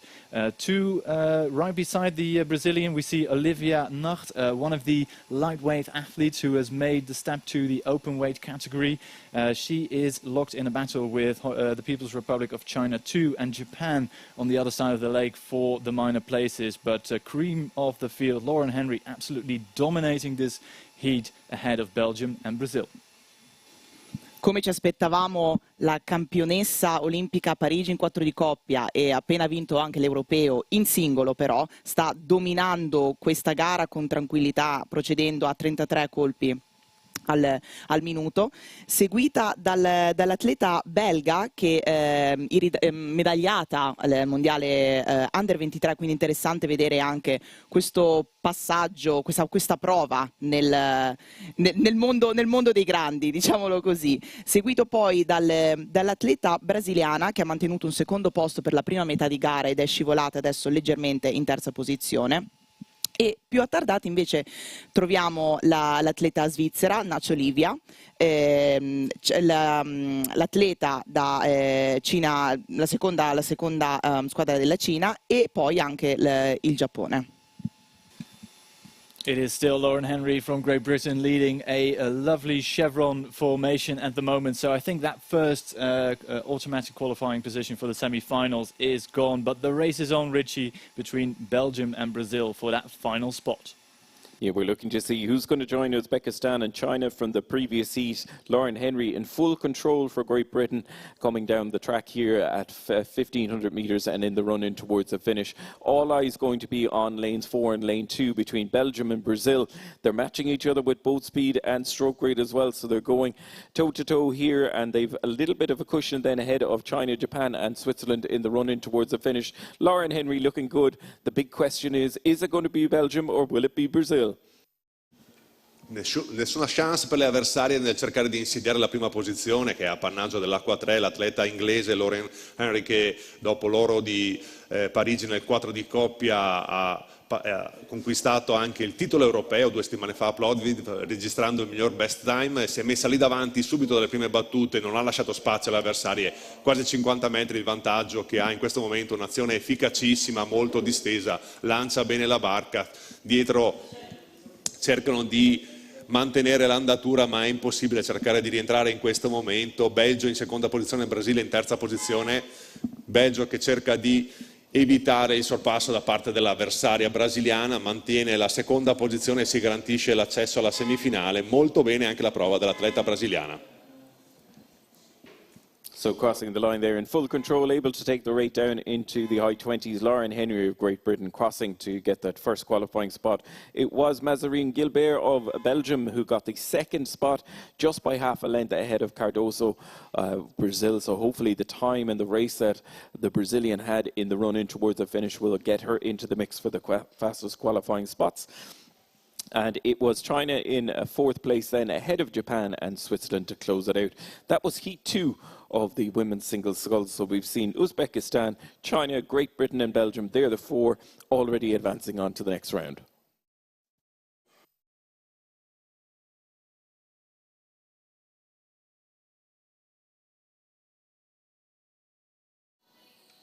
So heat 3 is on its way down to us, and again 2 advancing on from this race here, and going through 500 metres is Katie Clark of Canada leading it out, just ahead of Farlish of Germany. They're the 1 and 2, but very much in the mix as well. It is Margaret Fellows of USA, the 1, 2 and 3. So Canada, Germany and USA looking good at the moment and starting to open up a little bit of a lead, but still within striking distance are the scullers from Uruguay, Switzerland and Sweden in 4th, 5th and 6th, just 6 seconds separating them coming through the first 500 metres. Contrasting styles as we look at the rates and the boat speeds as well. The USA sculler Margaret Fellows coming down at 35, 36 strokes per minute, whereas Uniala Farlish of Germany down at 31, 32 strokes. They're centre of the course, and at the moment they're pushing on, and it looks like coming through the 1,000 metres mark. Tim, looking good for Katie Clark, but she's coming under pressure from Germany and USA.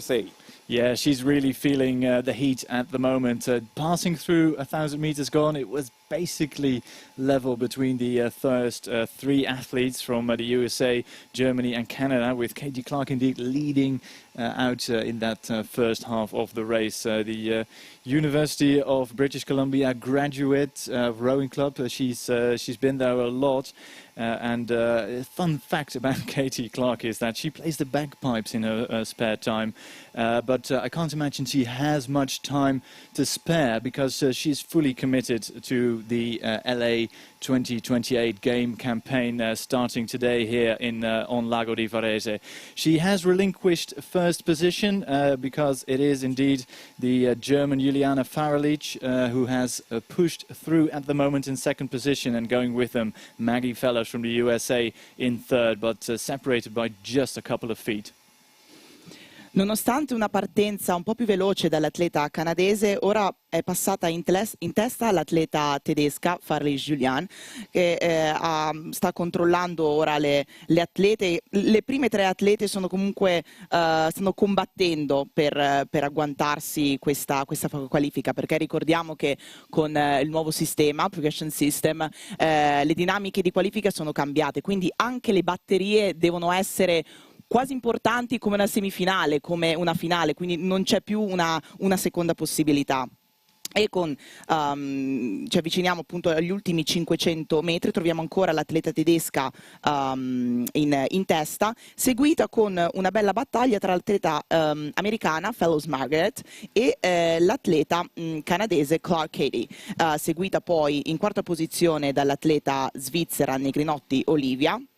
E un po' più lontani, quindi sicuramente hanno per una strategia tranquilla, giusto per provare un po' la gara e le avversarie, l'atleta greco Silvia e l'atleta uruguayana Calorda Chloe. Fantastic push by Juliana Faralic from Germany, pushing through and taking a lead of a little over a length. There's clear water between the boats, but the race is on, Richie, between Maggie Fellows and Katie Clark from the USA and Canada for that final direct qualifying position.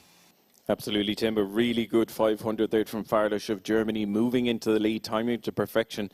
And now it's down, all eyes on lane 3 and lane 5 between the USA and Canada. Fellows leading it out by 0.1 second ahead of Katie Clark in third place at the moment when they went through 500.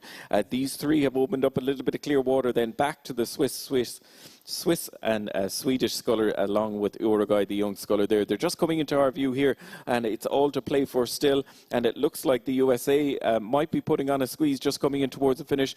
2 spots up on offer here. Germany leading it out, but USA pushing all the way to the line.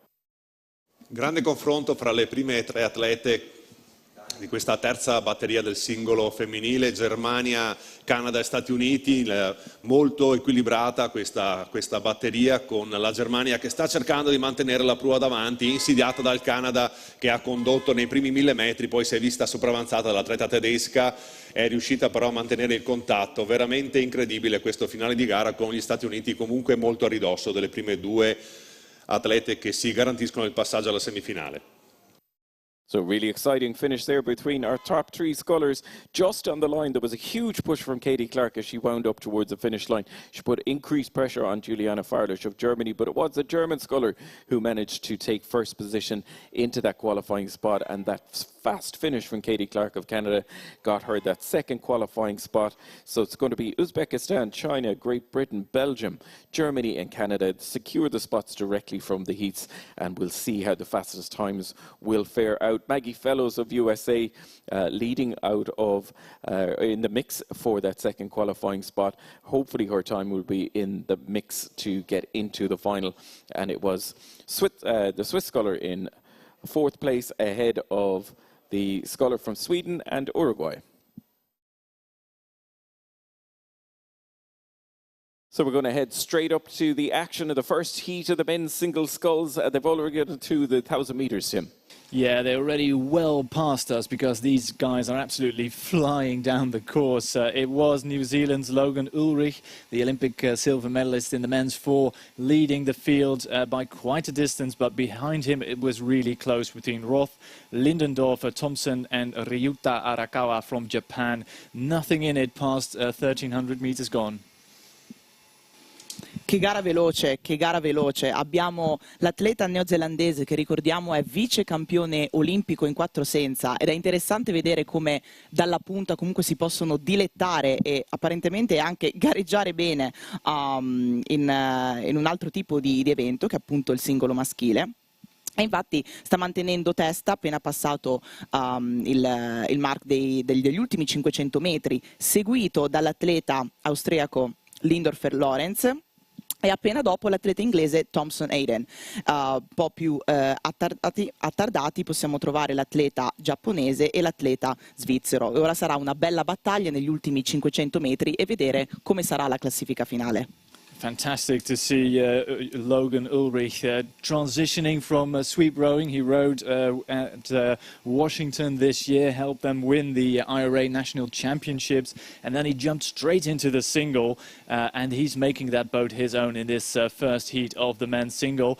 Although, having said that, Lawrence Lindendorfer from Austria and Aidan Thompson from Great Britain are giving chase in 2nd and 3rd at the moment.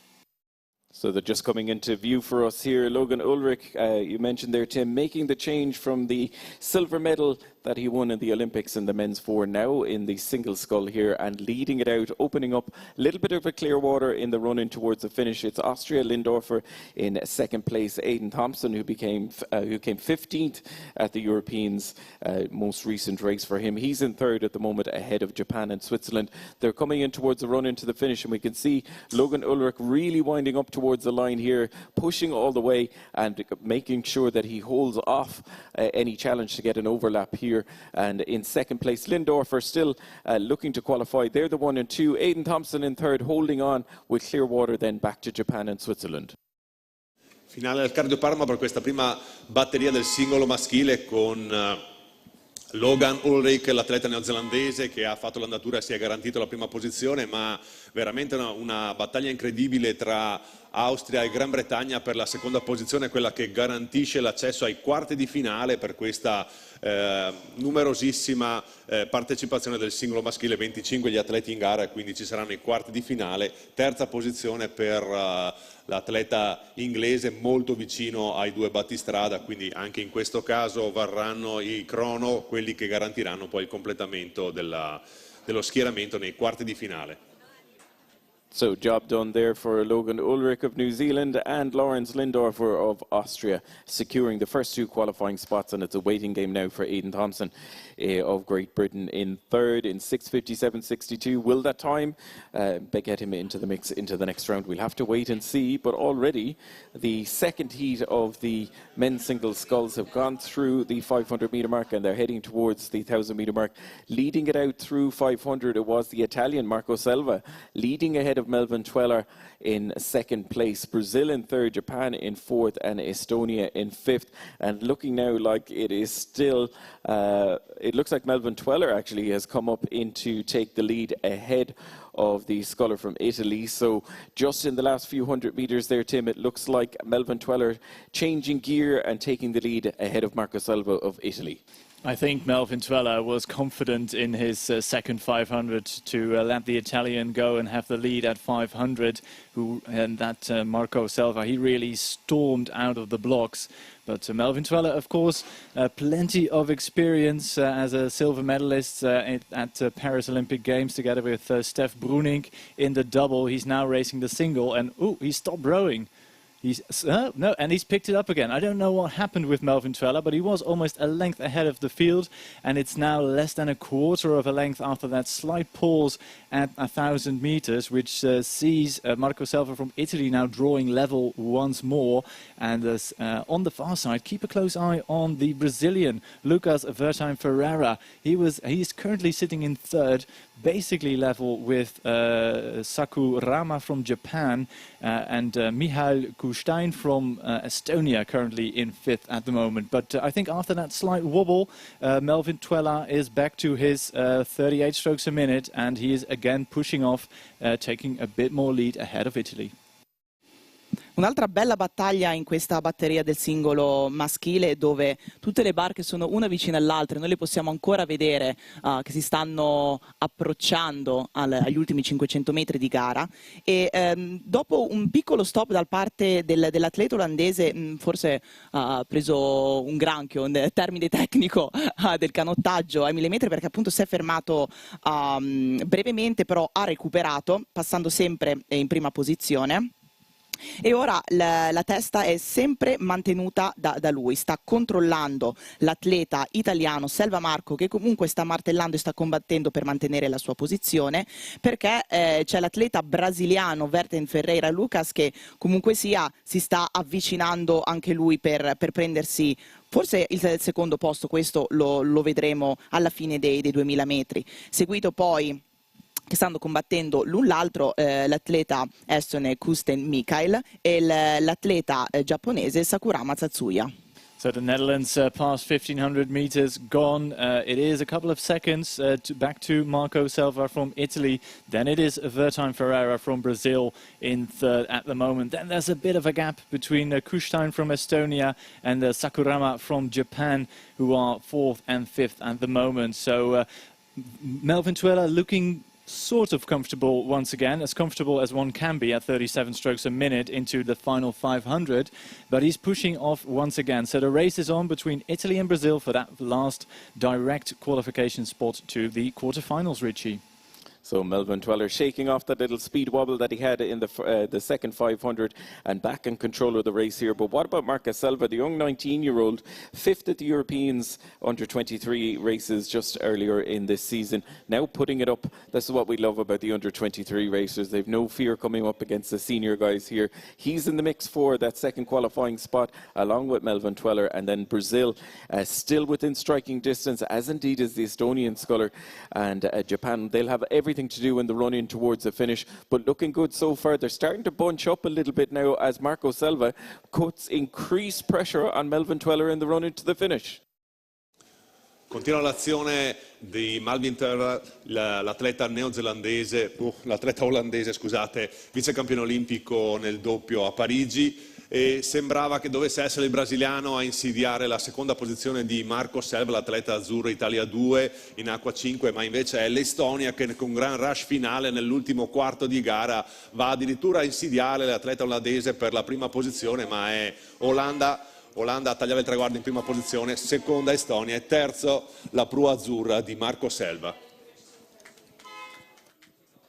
So just crossing the line there, Melvin Tweller taking the first qualifying spot, and what a finish from Kustian of Estonia, moving from fourth at 500 meters up to take second place at automatically qualifying, just pipping Marco Selva into third place ahead of Brazil and Japan. That closes out Heat 2, and we're going to head down to our main man Luca now, who's right where the action is down in the grandstand. Well, we had a great supporter here. They were going out loud. Was just a hit. Well, you were really excited today. Yes, I am. This is rowing again, and the first one has won, so it's good. So there was a good start, of course, but we got another race on the way. We can't wait to see all the action, so please stay with us and keep cheering. That's what we love. That's what we love. Back to the action, Tim and Alessandra. Thanks so much, Luca. And we look at the third heat of the men's single, and storming towards us, it is Bruno Cetrario Berrillo from Uruguay, who is going toe-to-toe with Tim Ries from Belgium, who is, I think, just about in the lead. Nothing much to split these two athletes, and sandwiched in between them we have Wei Han from the People's Republic of China, currently in third as they cross 1,000 meters. Then there's clear water. Back to Norway, we see Martin Helseth, who I think raced in the double or the quad in the last Olympiad. He's now switched to the single, and he is looking towards Manatkulov from Uzbekistan in lane number 1 as his nearest rival. But the top three separated by less than half a length at the moment. And I think, if I'm not mistaken, it's still the Belgium leading the field. Una prima parte di gara velocissima dove ogni atleta è fondamentalmente a pochi centesimi di distanza l'uno all'altro, specialmente le prime tre posizioni, che sono mantenute come appunto nei primi 1000 metri dall'atleta belga, dall'atleta seguito dall'atleta dell'Uruguay e poi anche dalla Cina. Sono fondamentalmente una palata di battaglia dietro l'altra. Infatti hanno passato i primi 500 a pochi decimi di distanza e i 1000 metri fondamentalmente anche, quindi sarà una bella battaglia da vedere fino alla fine, vedere chi avrà la meglio. La Norvegia e l'Uzbekistan sono leggermente più attardati, quindi stanno un po' controllando la loro remata, la loro strategia di gara ancora. Qui sicuramente, essendo le batterie il primo giorno di gare, va bene anche una prova del campo di gara, e ora si stanno avvicinando agli ultimi 600 metri di gara, dove la testa è mantenuta ancora dall'atleta belga, seguito subito dopo dall'atleta uruguaiano che sta martellando a 38 colpi minuti, mentre la Cina sta controllando in terza posizione mantenendo 31 colpi al minuto. Look at the rate of the sculler from Uruguay, Cetraro Berrillo, pushing it to 38 strokes a minute. And I think Tim Breeze has to respond quickly, otherwise he will finish second overall, and keep a close eye on the Chinese sculler sandwiched in between as well. The rates are going up, but highest boat speed at the moment for the Belgian sculler from the Koninklijke Roeivereniging in Ghent. And he's, of course, a former lightweight, raced in Paris, I think, with Niels van Zandwegen, and now into the open weight category, and he's doing so well. He is still ahead by about half a boat length at the moment, and I don't think that the Chinese athlete is really pushing towards the line, because he's slipping back into third overall. So 1 and 2 still contested, Richie, but the Belgian looking good, still ahead. So they're just coming into the run, into the finish, hitting those red markers indicating 250 to go. The positions have not changed off the start through 500, 1,000 and 1,500. Tim Breeze doing all the running here, 9th at the most recent Europeans, and of course 4th in the Olympics last year. He's still leading it out here ahead of Uruguay. We mentioned he's racing it like it's a sprint 500-meter race here, coming down at 38 strokes per minute, solid all the way down. He's 1 and 2 at the moment, and they are looking good for those qualifying spots. A little bit further back then to the Chinese sculler, Norway and Uzbekistan. Should mention the Uzbekistani sculler, Mamat Kulov. He is an absolute huge man, 205 centimeters. Really big, powerful young sculler there, just coming in towards the finish. It's going to be Tim Breeze taking the lead. Incredibile il finale di questa batteria del singolo maschile, con Belgio a tagliare il traguardo in prima posizione, ma veramente a pochi centesimi Uruguay. Bruno Cetraro Berriolo non ha voluto regalare nulla a Tim Breeze, quarto a Parigi, ricordiamolo, e lo ha tallonato per tutta la batteria, quindi veramente insidiato fino dalla luce verde fino all'ultimo centimetro, fino alla linea del traguardo. 55 centesimi il tempo che vede la differenza fra il primo e il secondo posto in questa terza batteria del singolo maschile. So it finished as it started there, all the way down. It was Tim Breeze doing the running, and he secures that first qualifying spot ahead of Uruguay. Cetraro Berrillo in second place. They're the 1 and 2, joining New Zealand, Austria, Netherlands, Estonia, Belgium and Uruguay. We just mentioned closing out Heat 3 and Heat 4 of 5. We're going to find out already through the first 500 meters, and it is Jacob Fillel from USA leading it out ahead of Garcia of Uruguay. They're the 1 and 2. Italy in third, Norway fourth, and Iraq in fifth. So again, 2 crews to qualify in automatically, and the times will come into play. And through 500 and approaching the 1,000 meters, already bunching up, and it looks like there's just about a boat length separating first to fourth here. Yeah, it's not much in it, with the American still leading. And you talked about the massive figure of the sculler from Uzbekistan just a few moments ago, Richie, Mamat Kulov.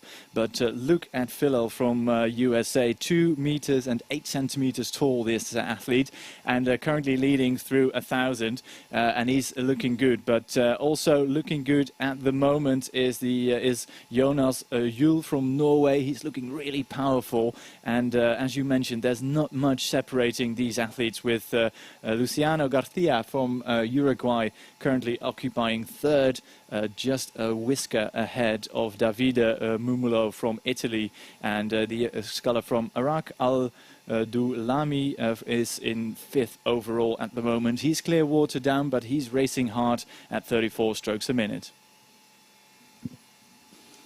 Un'altra batteria velocissima. Questi sono il tipo di gare che, se si sbaglia una palata, ci può essere o fuori o dentro, quindi l'attenzione deve essere molto molto alta anche a gestire la fatica, il tipo di strategie di gara, quindi sicuramente è un banco di prova interessante. Vediamo che sta gestendo la gara l'atleta norvegese, che nonostante abbia avuto una partenza tardata, ora appunto si trova in posizione di testa, seguito dall'atleta americano, olimpionico nel singolo, quindi sicuramente può essere anche il suo tipo di gara, il suo tipo di evento. E in terza posizione possiamo trovare l'atleta italiano Mumolo Davide, che per poco ha mancato la qualificazione a Parigi, quindi sicuramente sarà un bel banco di prova anche per lui. Mentre in quarta posizione troviamo l'atleta uruguaiano, seguito poi dall'atleta Aldulaimi Bakr.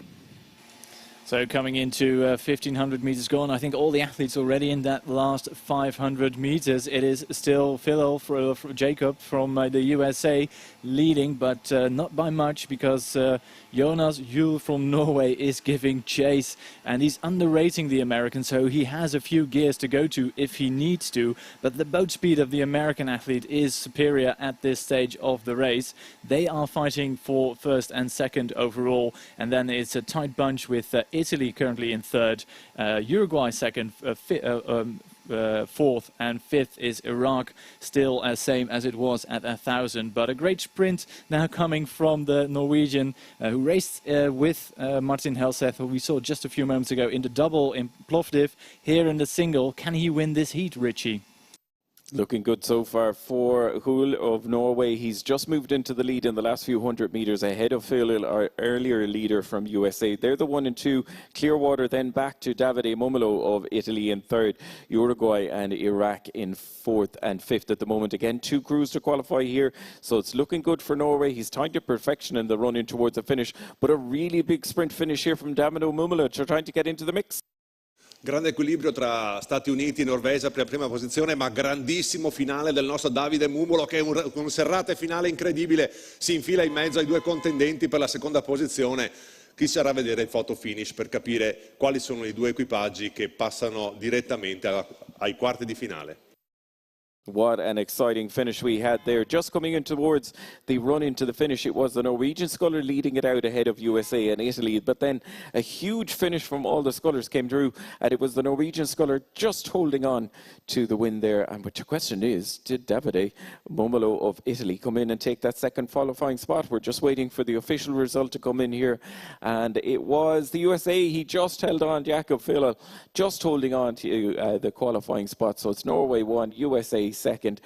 Despite that amazing sprint finish from David Momolo, he was in third place ahead of Uruguay in fourth and Iraq in fifth. So it is the scullers from Norway and USA advancing directly, and surely that time from David Momolo will definitely put him in the mix for the next qualifying spots. Straight back to the action here in Heat 5 of the men's single sculls, and through the 500 metres, no surprise to see Simon van Dorp of the Netherlands leading it out ahead of Rutke of Sweden in second place, Poland in third, Belgium in fourth, Estonia in fifth, but looking good. The crews leading it out here, coming down 35 strokes per minute as they come up towards the 1,000 metre mark, and no surprise, I think, Tim, to see Simon van Dorp leading it out. No, it's no surprise at all. Actually, I'm a bit disappointed that the lead is just 2.5 lengths of clear water at the moment. No, just kidding. But he's looking really cool, calm and collected. Simon van Dorp, that's a powerhouse of Dutch rowing.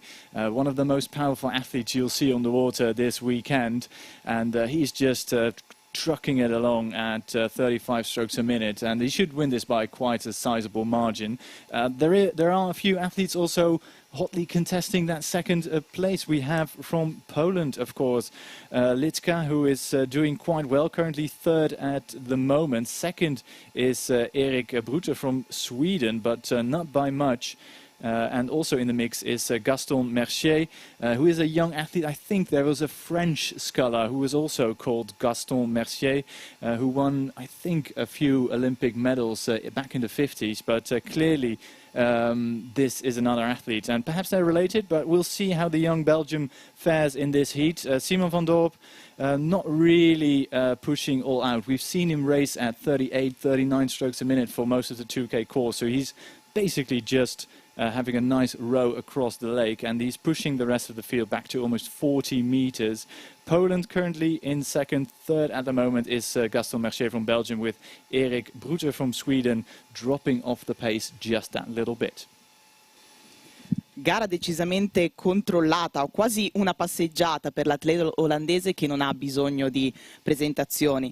Van Dorp, un atleta con valori fisiologici impressionanti, infatti ricordiamo che il suo record sul 2000 sull'RP3 è di 5,27 e 35 se non erro, quindi un valore impressionante. Vediamo che sta comunque controllando e gestendo la gara senza tanto sforzo, anche perché le vere gare sono nei prossimi giorni, però sicuramente scaldare i motori va bene e con una testa impressionante, infatti è passato in 1500 metri con 5,06 rispetto agli altri che sono 5-6 secondi, 7 distanti da lui.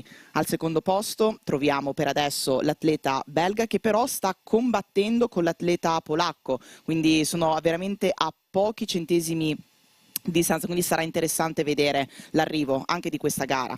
Poco dopo c'è l'atleta svedese Broete Erik, e seguito dall'atleta Essone che è un po' più attardato, infatti sta sicuramente gestendo le energie perché comunque sia è abbastanza lontano, però vediamo come proseguirà la gara. So Simon van Dorp easing off slightly in the final few hundred meters, but look at the speed of Gaston Mercier from Belgium. He's pushed through and is currently second ahead of Litka from Poland, Richie. What a race!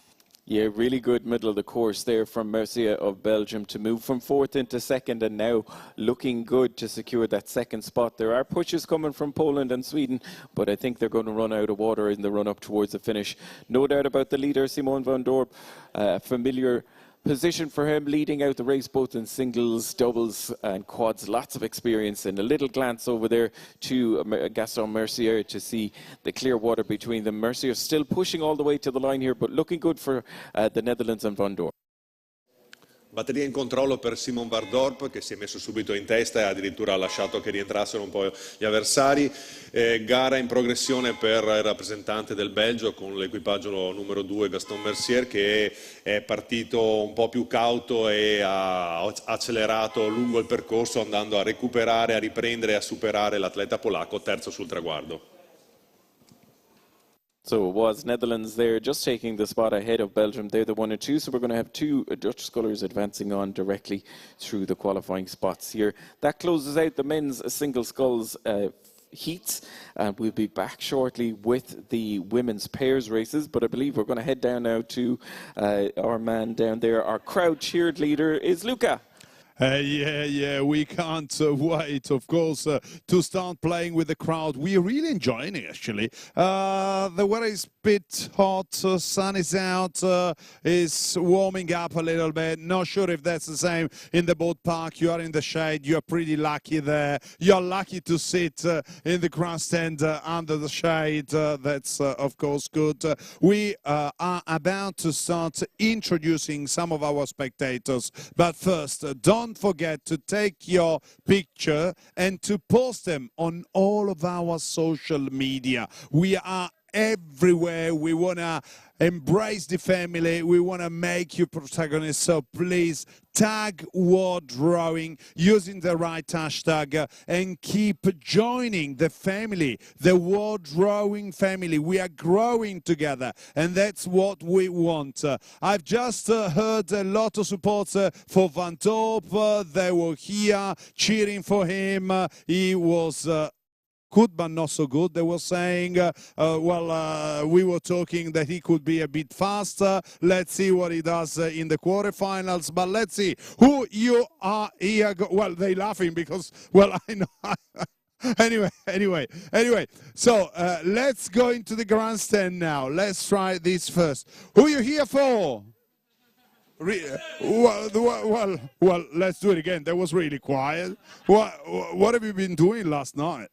Well, we've been driving up here a pretty long day, so that's a bit tired yet, but cheering for the Netherlands. First win in, so... was a good start. We can go from there. Yeah, you happy? Yes.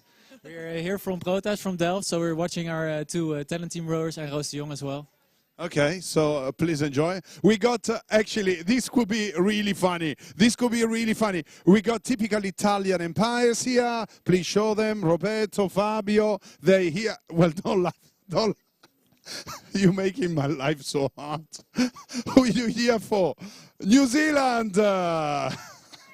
Well, a group of people there. GB, right? Am I right? Am I right?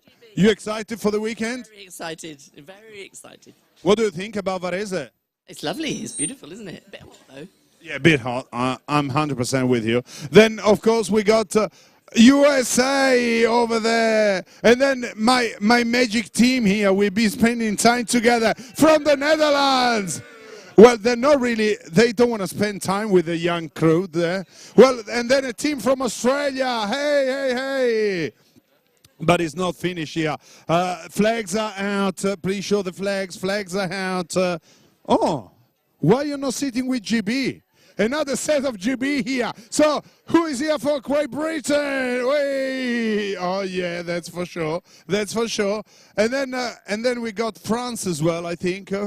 Yeah, only one, but it does for two. No, for two. Yeah, France. And then on the other side, some, of course, New Zealand again, and most like I think 2K over there. Actually, all over the world, and a lot of different people are coming, are joining us. Please stay with us. Keep enjoying what we're doing. And of course, we are going to interview a lot of athletes. I met a mum. She was crying while she was watching the race. That was simply amazing. And behind the grandstand, we got the fun zone. We are going to have some fun together. And I've heard that there is the biggest barbecue of the entire series of World Cups, I would say. And maybe we can play with the barbecue as well during lunchtime. I'm sure we'll have a lot of fun. Please stay with us. That was just a start. 1, 2, 3, back to the tower.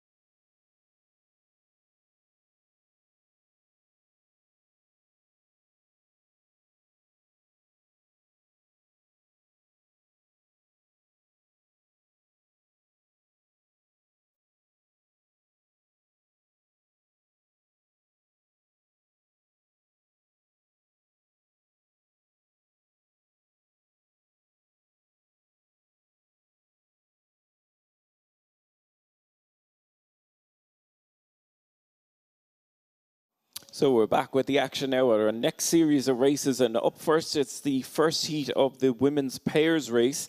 They've gone through the first few hundred meters. We'll give you an update there. Unusual setup for this race. We've two sets of twins here for Chile and for Croatia as well. The Abraham sisters, Melita and Tonia, competing in lane 1, and we have Ivana and Josipa Jurkovic for Croatia competing against each other. They're in lane 3. Coming up on the first few hundred meters, there was very little separating them coming off the start, but it looks like the Italian crew now of Codato and Marino is just taking the lead, opening up a slight lead ahead then of the chasing pack that's there. They're coming up on about 500 meters, and then we have the crews coming in second and third. It looks like it is the crews from Chile in second place, Switzerland in third. They're the 1, 2 and 3 at the moment. Croatia in fourth ahead of Austria and Japan, but just 8 seconds separating all of them coming through the 500. And our 4 leading crews of Italy, Chile, Switzerland and Croatia, just 4 seconds separating them. So very much in the mix. And again, 2 crews to qualify directly here, and the all-important qualifying times will go into the mix to see who will advance out of the first heat. Looking good so far for Italy. The Italian pair now pushing on of the 500 meters. They're the fastest boat out on the water, and 38 strokes per minute. Looking good here, Rossano, for the Italian pair of Mariano and Codato. Grande partenza da parte delle nostre azzurre, Laura Mariano e Alice Codato, vice campionesse europee 2 settimane fa a Plodvid, con una grandissima gara lì nella finale, superate solo nel finale dalla formazione rumena. Partite molto bene, hanno passato il primo quarto di regata quasi con una barca a luce di vantaggio, quindi nessun indugio da parte loro. Provano a mantenere il contatto le formazioni della Svizzera e del Cile in questa prima batteria del 2 senza femminile, dove i primi 2 equipaggi passeranno alla semifinale. Troviamo in maniera un po' insolita 2 formazioni formate da gemelle, sia la formazione cilena che quella croata vedono appunto sorelle gemelle a bordo delle loro formazioni. So blistering start from the Italian pair. New combination here. Most recently they raced at the Europeans, where Laura Mariano in the bow seat came third in the 8, and in the stroke seat, Alice Codato, she was second in the pair at the Europeans. New combination here, and it seems to be working out, Tim, because as they come through 1,000 meters, they're leading it out ahead of the Abraham twins, or sisters in Chile in second place ahead of Switzerland. They're the 1, 2 and 3 with no positions changing from 500 to 1,000. It's all about Italy and Chile and Switzerland. Yeah, it is indeed impressive to watch the Italian crew racing here, and they look so solidly together. I mean, they are just flying down the course, and well, not a big surprise to see them up rating high, but a crew who is also rating quite high is the pair from Croatia with the Jurkovic sisters in there, and of course they are also yeah, we've seen so much of them getting that under 23 experience and then growing into the senior level, as is the pair from Chile, who are still in second overall ahead of Switzerland in third. So those 4 crews separating themselves from Austria and Japan a little bit in this middle part of the race, but the Italians still leading out by a decent margin. It is 15, 16 meters, depending on where they are in the stroke. But it's a great race from the Italians, and we would expect them to lead at this stage of the race and indeed win this, because they are one of the favorites to win the overall here this weekend. Meraviglioso vedere le nostre vice campionesse europee gestire una gara con così tanto margine, quindi hanno controllo sulle atlete cilene che sono attualmente in seconda posizione, mentre le sorelle, le altre sorelle gemelle, perché come ha ricordato Rossano abbiamo 2 coppie di gemelle, stanno proseguendo anche loro con la loro gara in terza posizione.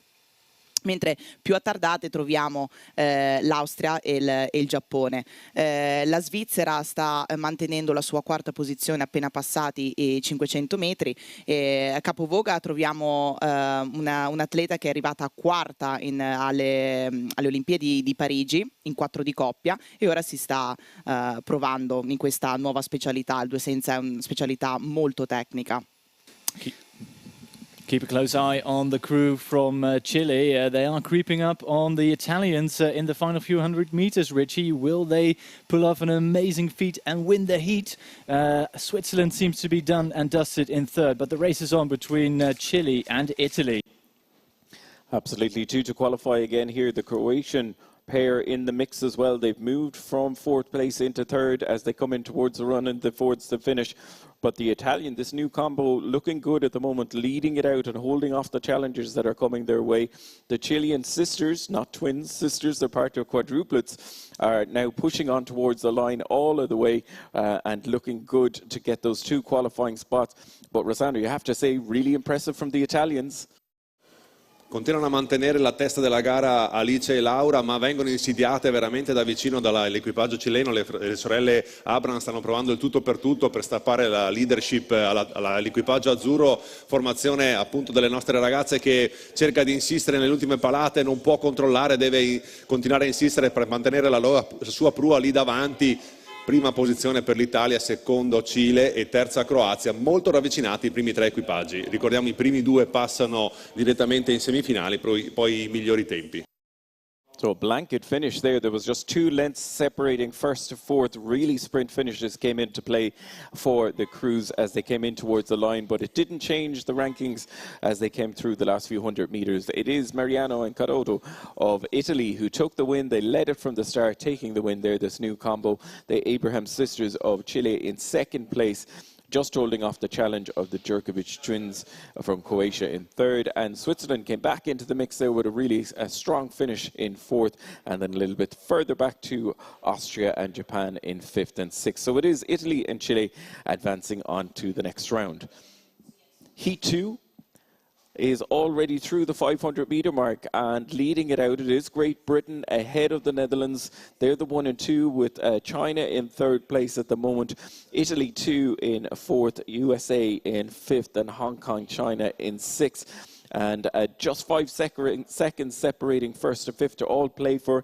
So they've gone through about 700 metres now, still leading it out. It's GB, 34 strokes per minute ahead of Netherlands. They're the 1 and 2, and USA. So all the action on lanes 1, 2 and 3 on the far side of the enclosure here. And then it's a little bit further back to the crew from China, still in the mix for third at the moment, but USA doing really well now in the last few hundred metres, moving from fifth into third place as they come into view for you, Tim. It looks like a nice solid 500 from USA, but they have a good bit of work to do if they're going to back into the mix for those leading positions ahead of GB and the Netherlands. Yeah, they are a fast-moving crew, that crew from the USA, but all eyes will be drawn to GBR and the Netherlands going toe-to-toe here for the win with the freshly crowned European champions in the 8 switching to the pair, and it's working wonders here out on the lake here in Varese. But another nation which has been mixing and matching new crews from the Europeans is the Dutch squad, with a new combination here of Van Aanholt and Vos. Currently second at the moment, 3/4 of length down on the crew from Great Britain, and third is still firmly in the hands of the People's Republic of China. Then the USA crossing 1,000 meters as we speak, and then Italy 2 across the line, fifth overall, and then it is Hong Kong, China in sixth. But the race is on. A bit of a push from GB, I think. They are underrating the Dutch still, and they are pushing the Dutch ever so slightly further to the back of the field. It is 7 or 8 meters at the moment, so first and 2 pretty much solidly in the hands of the Dutch and Great Britain, with China also flying down the course and not too bad in terms of boat speed. Here it comes, a little push from the Dutch. They claw back a few more feet, but there is very little between these top 2 crews here in the heat. Due barche da tenere sott'occhio sono sicuramente la Gran Bretagna, campionesse europee in 8, e l'Olanda, dove abbiamo le 2 campionesse europee in 4 senza, quindi c'è stato anche qui un mescolamento tra i vari equipaggi, quindi molto interessante da vedere, perché sono 2 barche molto veloci, si stanno combattendo con palata per palata, uno contro l'altro, quindi sarà anche qui interessante vedere come si svolgerà la seconda parte di gara.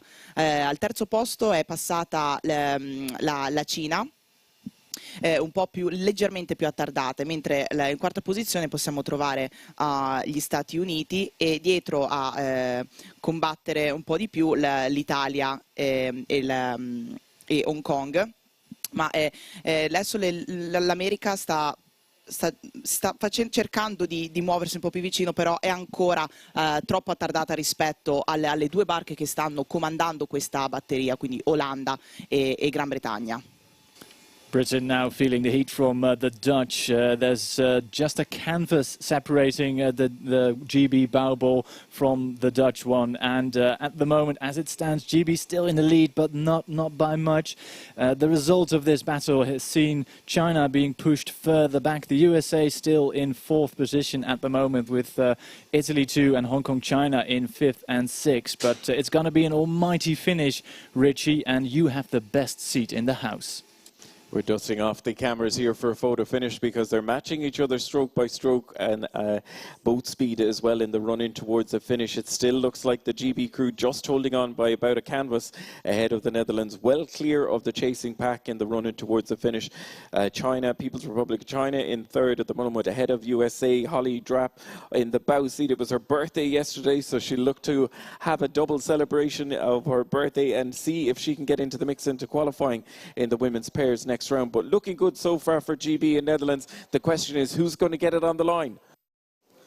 Gran Bretagna e Olanda a fare l'andatura sin dall'inizio, sin dalle prime battute. Sembrava che la Gran Bretagna appunto potesse prendere il largo, mentre l'Olanda è rimasta al massimo a mezza lunghezza di distanza. Adesso sta attaccando, si affianca alle avversarie inglesi, cerca di mettere la propria pallina davanti. Qui ormai, quando mancano veramente poche pallate al traguardo, Olanda prova a mettere la prua davanti, battaglia fino all'ultimo centimetro per le due posizioni che comunque garantiscono il passaggio alla semifinale per queste due formazioni. A seguire poi l'equipaggio cinese e quindi quello americano.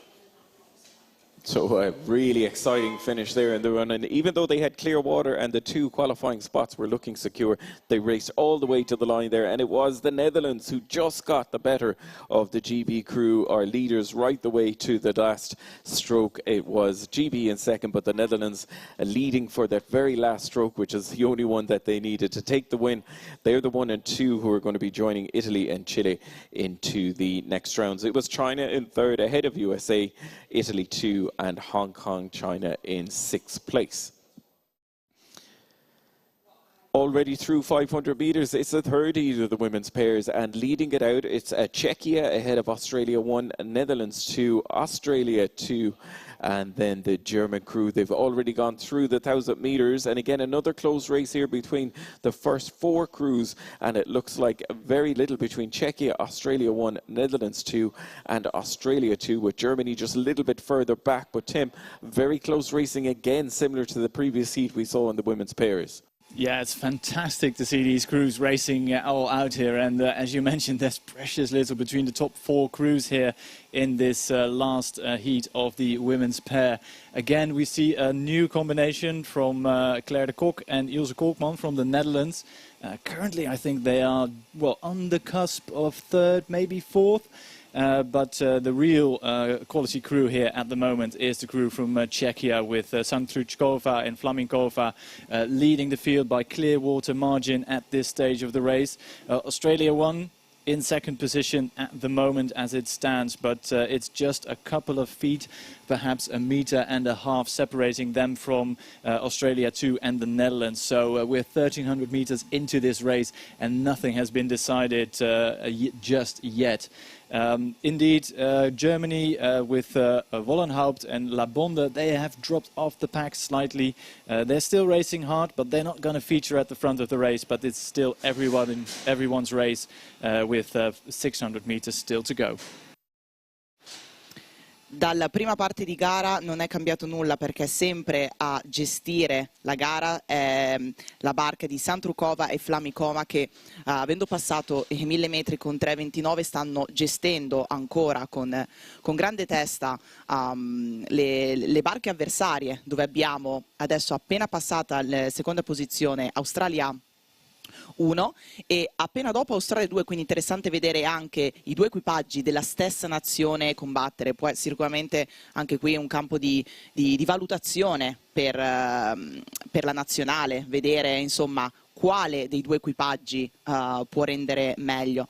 Seguito poi leggermente più indietro la barca olandese, invece un po' più attardato la squadra tedesca. So it's still Czechia in the lead by about 20 meters. I think that is race done and dusted for them, and that's first spot secured with just over 200 meters to go. But the fight is still on between the Netherlands and those two crews from Australia, Richie. We're just watching a flock of swans coming in towards the finish line here, gently paddling their way down. Nothing like the action that's coming fast behind them in the run in towards the finish here. Czechia clear water lead, so it's going to be a race for second between Australia 1, Australia 2 and Netherlands 2. Just a couple of seconds separating them as they wind up towards the finish. The German crew, the only ones at the moment that are out of the mix. And speaking of mixes, the mixed 8, Czechia and Australia 1, both these crews are going to be racing in those races at the end of the regatta. But coming in towards the finish, no doubt about the leaders, Czechia. The race is on for that second spot. Repubblica Ceca, finalista ai campionati europei in Bulgaria 2 settimane fa, continua a mantenere la leadership di questa terza ed ultima batteria del 200 femminile. C'è invece bagarre tra i due equipaggi australiani, insidiati poi anche dall'equipaggio olandese, quindi grande confronto interno per la formazione australiana tra due appunto formazioni messe in campo in questa disciplina, e l'Olanda che rimane molto molto attaccata, ma è l'Australia 1 a tagliare il traguardo in seconda posizione subito dopo la Repubblica Ceca, poi Australia 2 e quindi Olanda. So just to recap there, it was the Czechia crew, Santrukova and Flamikova, who crossed the line first, ahead then of Federico and Barr of Australia in second, ahead of Cordell and Eston of Australia in third, the Netherlands in fourth and Germany in fifth place. So it is Czechia and Australia who joined the Netherlands, Great Britain, Italy and Chile to advance on to the next round of the women's pairs. Next up, it's going to be the men's pairs, and they're already on the way down to us and through the 500-meter mark. And we have some of the Croatian pair. They were second in the Europeans, racing in the 4 along with the Sinkovic brothers, but they're leading it out here back in the pair, and we'll see the Sinkovic brothers race in a later race. They are in control here through 500, just about then ahead of the very experienced Dutch crew of Van Dierop and Florijn in second place. Uzbekistan very much in the mix as well in third. They're the 1, 2 and 3. Denmark in fourth, Japan in fifth and Germany in sixth as they went through 500. And the person with the best seat to tell us how the 1,000-meter mark is looking is Tim, and looking good so far for Croatia and the Netherlands. It's looking fantastic for the Croatians and the Netherlands, but don't forget the crew from Uzbekistan on the far side of the lake, though. They are currently second at 1,000, just pipping the Dutch for that second place. The Dutch, well, making a difficult transition at the best of times, I think. Of course, 2 Olympic champions in the men's quad, and they've switched it up, moving into the sweep rowing category, racing the 4 and now the pair with Lennart van Lierop and Finn Florijn. Currently third at the moment, but I reckon they have another gear to go to because they look relatively comfortable at this stage of the race. But the Lonkaric twins from Croatia leading the pack at the moment, and they look very... I mean, this is a pair which have which has so much experience with each other, racing at the under-23 level. I think they got a bronze in 2022, if I'm not mistaken, and then they raced the seniors in 2023. But then all of a sudden, the Sinkovic brothers, whom we will see in a few moments, went to race the pair. And it's great to see them racing here, the Lonkaric brothers. Racing in the 4 at the Europeans, and they got a silver medal together with the Sinkovic brothers, so that's something to take into account. Back to the pair, leading at this stage, Uzbekistan just a couple of feet down, then it's still the Dutch in third overall. Che gara da guardare, commentare, assolutamente, dove troviamo a mantenere testa sulla gara la barca della Croazia, con i 2 fratelli Lonkaric, che sono vice campioni europei in 4 senza con i famosissimi Sinkovic, che anche loro non hanno bisogno di presentazioni e vedremo gareggiare tra poco. Stanno mantenendo un buon ritmo di gara, passando gli ultimi 500 metri con 4,51, seguiti, e quindi bisogna tenere anche sott'occhio la barca dell'Uzbekistan, che comunque solo a un secondo, vedremo se il margine aumenterà, perché attualmente stanno spingendo, quindi gli ultimi 400 metri saranno un aumento di ritmo, infatti sono a 38 colpi al minuto, stanno aumentando la velocità, quindi la Croazia deve essere pronta a rispondere, seguita dalla barca olandese, che ricordiamo i campioni olimpici in 4 di coppia, quindi interessante vedere anche loro come si destreggiano in questo evento di punta. Slight wobble there from the Dutch, losing a bit of boat speed, vital in these closing stages of the race. The Uzbekistan combination of Karimov and Kudoboy Berdiev still second at the moment. Lunkaric twins still leading this, Richie. What's it going to be, Uzbekistan or the Netherlands? It's your call to make. So just in the run-in, they're down now to the last few strokes. Very impressive from Uzbekistan. These young guys, under 23s, where they got to the B final, now stepping up, and they're in the mix here. Who would have thought that they'd be leading out Van Lierop and Florijn? They're running towards the finish. They're pushing all the way to the line here, but it is still looking good for the Lunkaric twins. The Netherlands now just winding up to the line. Have they left it too late as they come in towards the finish? They're just about to take the lead ahead of the Uzbekistani crew. So really good finish there from the Netherlands. Just as they came in towards the line, waiting for the official results to come in. It was the Lunkaric twins just taking the win for Croatia, ahead of Van Lierop and Florijn, who just got into that second qualifying spot. That hard work that the Uzbeki crew did, missing out there on the automatic qualification, but hopefully we will be well in the mix for the fastest times. Denmark just crossing in 4th place, ahead of the German crew, closing out the heat of the men's pair. So great finish there from Netherlands to get that second qualifying spot, and already the next heat of the men's pairs is on its way down to us.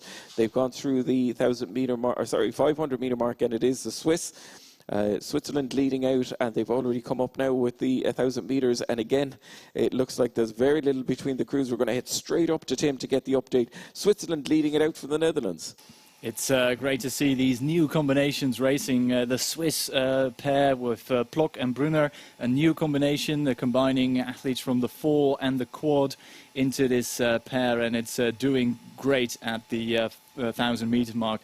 Giving chase, though, is another crew from the Netherlands, and 2 athletes whom at least we are used to seeing together in one boat, because Olaf Molenaar and Jan van der Bij raced together in the Dutch men's age, claiming a silver medal at the World Championships and the Olympics in Paris last year. They're currently in 2nd position overall, and we see that typical Dutch style, which we've seen. It's a high rating style, 39 strokes a minute at the moment, and they're just about a length down on the Swiss. 3rd position at the moment. It's very close between Sweden and the United States of America for 3rd and 4th. Then it's Austria in 5th, and 6th overall is Hong Kong, China, with these 2 athletes. And I think they have been, well, they're almost 100 meters down, so they're not going to feature at the front of this race anymore. It's they left it too late, but the race is still on. Switzerland looking fantastic out in front, followed closely by the Netherlands, USA and Sweden. Bellissima gestione gare, bellissimo movimento dalla Svizzera, che sta procedendo, martellando, controllando la gara in testa, seguita però subito dopo dall'Olanda, che è un'altra combinazione interessante da vedere, perché siamo abituati a vederli assieme come atleti, e sono già medagliati importanti ai mondiali e alle Olimpiadi, quindi interessante vedere anche questo banco di prova. Subito dopo troviamo una bella sfida anche tra Richard Nerud e Dikons Rodriguez, quindi Svezia e Stati Uniti, dove sono passati pari pari ai 1500 metri, quindi una bella sfida avvincente da vedere ora, ormai con poco più di 200 metri alla fine della gara, seguito poi dall'Austria e da Hong Kong. The Dutch are closing the gap with a couple of 100 meters still left to go. It's just a meter separating Switzerland and the Netherlands for the win here, Richie. Another great finish, 41 strokes a minute from the Dutch. Look at that go. Absolutely, they're eating back into the lead that Plock and Brunner of Switzerland have opened up, but with 2 crews to qualify, they're looking good. Opening up clear water at the chasing pack, some new combinations here of Richter and Nurud from Sweden in 3rd place at the moment, and they're having a real battle with the USA, but looking good so far here. The question is, will the Dutch crew continue with their sprint that they've been doing and take the win from the Swiss just coming into the line? Confronto serratissimo fra Olanda e Svizzera nelle ultime palate di questa batteria del due senza maschile, con l'Olanda che ha la meglio sull'equipaggio svizzero, che ha condotto tutta la gara ma ha dovuto cedere al rush finale dell'equipaggio Orange, che veramente è cresciuto moltissimo in termini di velocità nell'ultimo quarto di gara, andando a tagliare il traguardo in prima posizione. So another exciting finish there. It was the Netherlands just coming in, another sprint finish from them, similar to what we saw from their clubmates from the previous race. They just got the win there ahead of Switzerland, securing the 2 qualifying spots. Sweden in 3rd, USA in 4th, ahead then of Austria in 5th, and Hong Kong, China in 6th.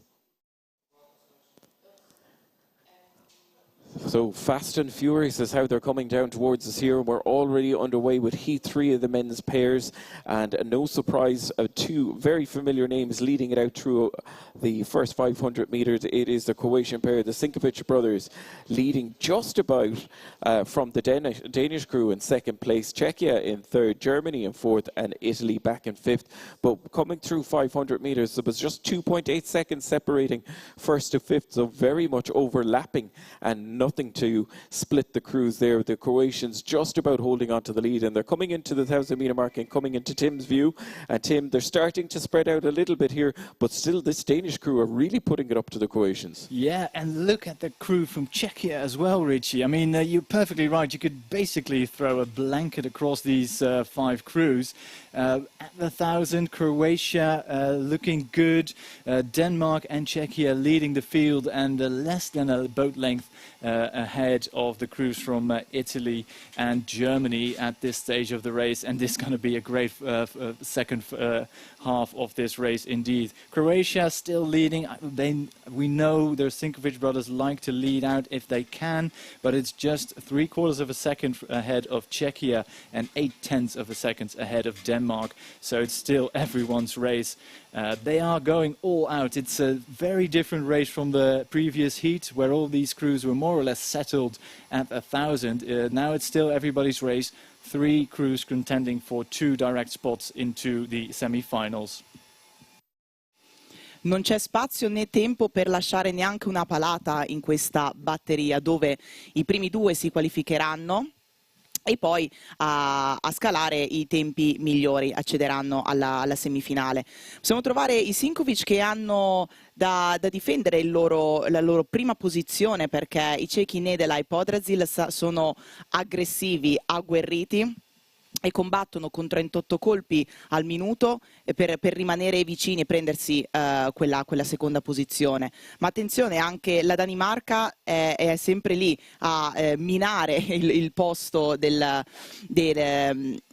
c'è stato appena un cambio, al passaggio dei 1500 metri, la Danimarca è passata in seconda posizione. Sarà bellissimo vedere come combatteranno le ultime centinaia di metri questi 2 equipaggi per il secondo e terzo posto, con sempre i Sinkovic a controllare, ma neanche tanto, la loro posizione, seguito poi dalla Germania e dall'equipaggio giovane medagliato al mondiale di Timpanaro e Karamaschi. It's great to see that Danish crew pushing on. They were the quickest boat out on the water for a few hundred meters, and it's just half a length separating the Croatian bow ball from the Danish one. The Czech crew not out of it, also a very fast-moving crew. They're coming close to the line, Richie. Croatia look very good out in front, and look at the speed of the Sinkovic brothers there. Wow. Absolutely, they're winding up for the line, but they're taking with them the chasing pack, and looking good for Denmark. That young sculler in the bow seat, Christian Søndergaard, just 20 years of age, backed up by Kara Mortensen. They're the 1 and 2 at the moment, and they're pushing in towards taking the lead now. It looks like it is Denmark just taking the lead ahead of the Croatians in the run into the finish. Who would have thought that we would see this? They're putting it up to them here. Denmark leading out from Croatia. Can Czechia put pressure on Croatia for that second qualifying spot? Nessun timore reverenziale da parte della formazione danese, che nell'ultimo quarto di gara decide di incrementare la propria velocità e mette la sua prua davanti ai pluricampioni olimpici, i fratelli Sinkovic, che fino a quel momento avevano condotto questa terza batteria del due senza maschile. I campioni olimpici comunque passano in semifinale. Ottima la progressione dell'equipaggio danese, che ha combattuto durante il percorso con la formazione della Repubblica Ceca, poi si è tirata fuori da quella bagarre, è andata a caccia della Croazia e è riuscita addirittura a conquistare la prima posizione in questa terza batteria.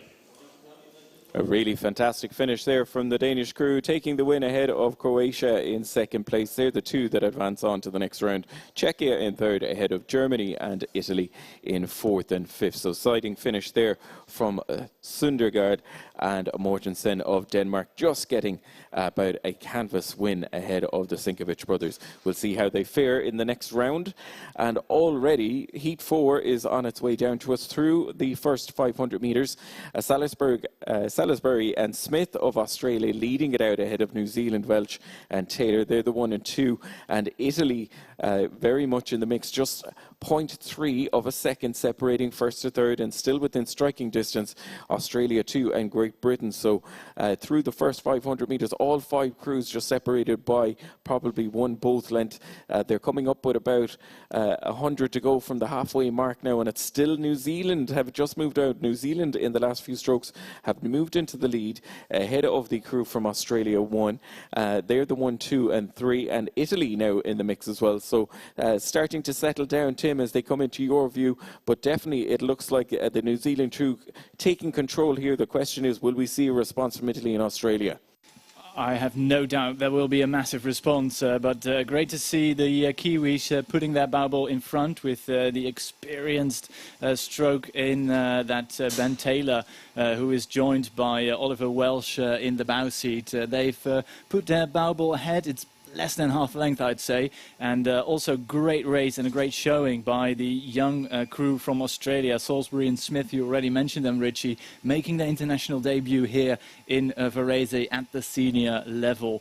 Going with them, though, the Aussies on the far side also not out of this, and look at the Italian crew, just a length or slightly less than a length down on the leading 2 crews. So great stuff from all of them.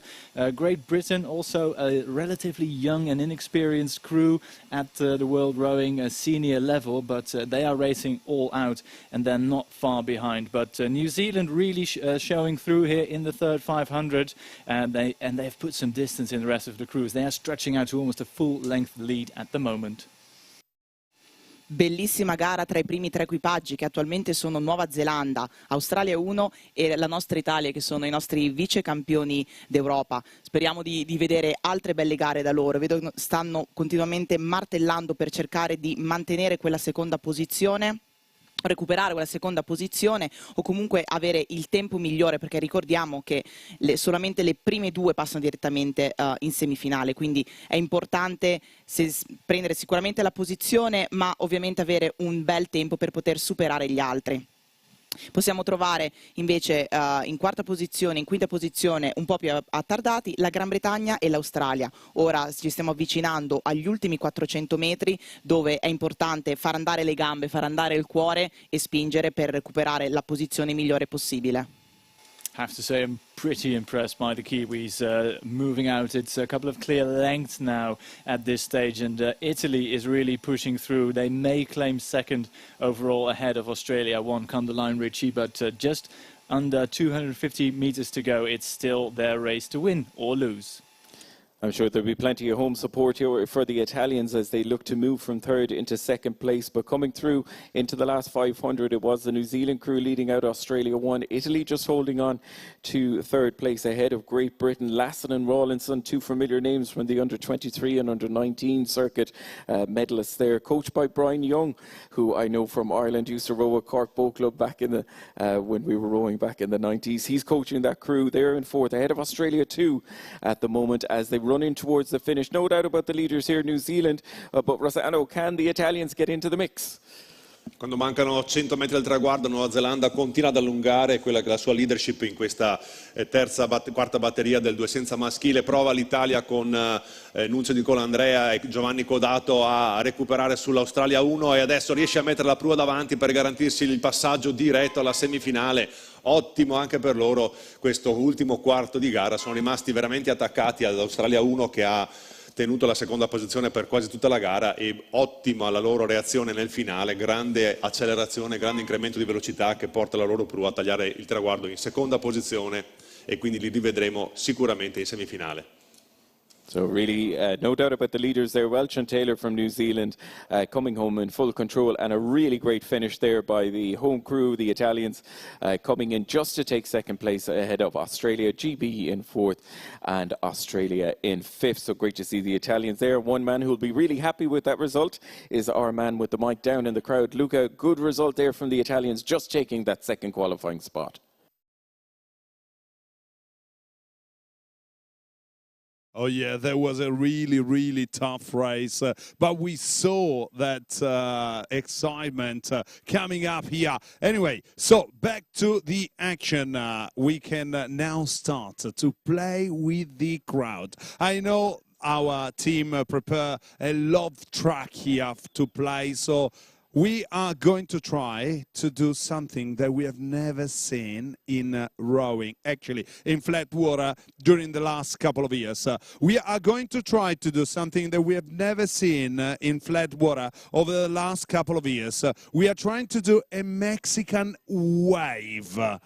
I know. Well, there will be the first of many. There will be the first of many because we want to do that for finals when we can start engaging, we can start having fun together. So you know how it works. We start from one side, we go all the way to the other side. There will be, of course, the start. We start from here, we go all the way to there. We start from the right, we go all the way down to the left.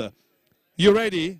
We got the music. I think my team up in the tower is getting ready. Oh yeah. And now you can start. Is the Netherlands team starting, eh? You ready? Whoa, we do it. Let's do it. I personally think we can do it a bit better. What do you think? Yeah? Can we do a bit better? In 3, 2, 1, go! With the Mexican wave. Way! That's Varese, the Mexican wave. Thank you. It was a great start. That was a great start for now. Back to the tower. So we're back with the action now. Moving into the heats of the women's double sculls through the first 500 metres. The Netherlands leading it out ahead of Switzerland, New Zealand, USA and the second New Zealand crew and Indonesia in sixth. They've gone through about 7:50 and they'll shortly be in the view of Tim and Alessandra. But the Netherlands looking good here. And again, a very exciting race here because from first to fifth, there's just about 3.5 seconds separating them. So plenty of overlap. The question is, will they stretch out now in the centre part of the 1,000 metres to settle into their race pace, and we'll see how things go. Still rating up at 35-36 strokes per minute and leading it out, Tim. Good sight for you. It's the Dutch.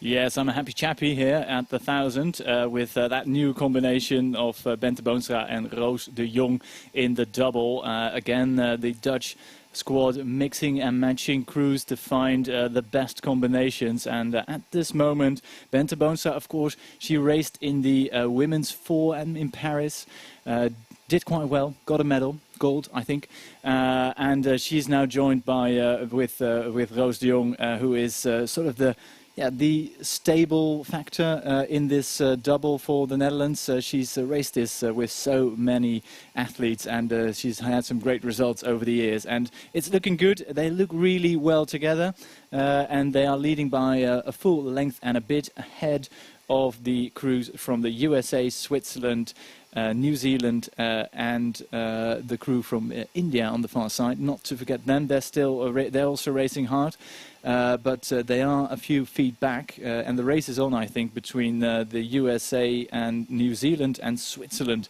for the directly qualifying positions to the A final. But the Dutch still have a quite long way to go, but it's looking good for them at this point of the race. Che bella gara anche questa, si può notare veramente del fatto che non ci siano più i ripescaggi, anche perché delle batterie possiamo trovare dei passaggi velocissimi e dei passaggi uno a fianco all'altro, non si molla una palata, non si molla un colpo.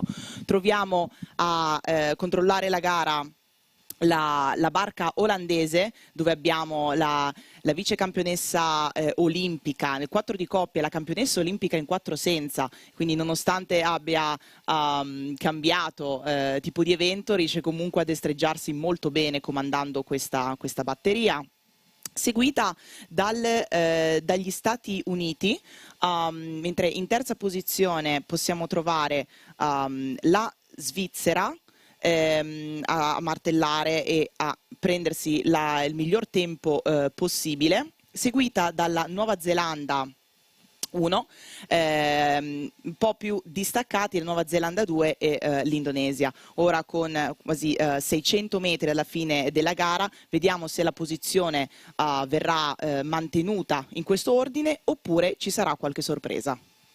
It's a great showing here by the USA. I think they got that second spot firmly in their grasp. The Netherlands still out there, still looking strong. Quickest boat out on the water and looking comfortable, I think, at this stage of the race. And they can just watch the rest of the world come and try and row past. But only the USA is a crew to watch. Behind them, Switzerland and New Zealand locked in the battle for third and fourth, with New Zealand 2 on the far side, I think fifth overall, with and the crew from India 6th. But the Dutch look fabulous out in front. They're stepping it up, Richie. They're sprinting towards the line, 37 strokes a minute.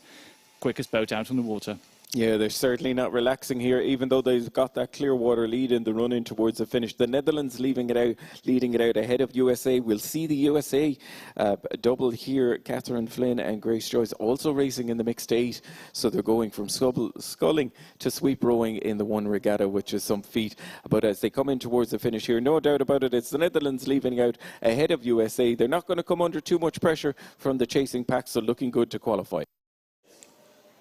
Cavalcata dall'inizio alla fine in testa alla gara per le due esperte atlete olandesi che conquistano il primo posto in questa prima batteria del doppio femminile, seguite dalla formazione americana, e quindi la Svizzera per la terza posizione.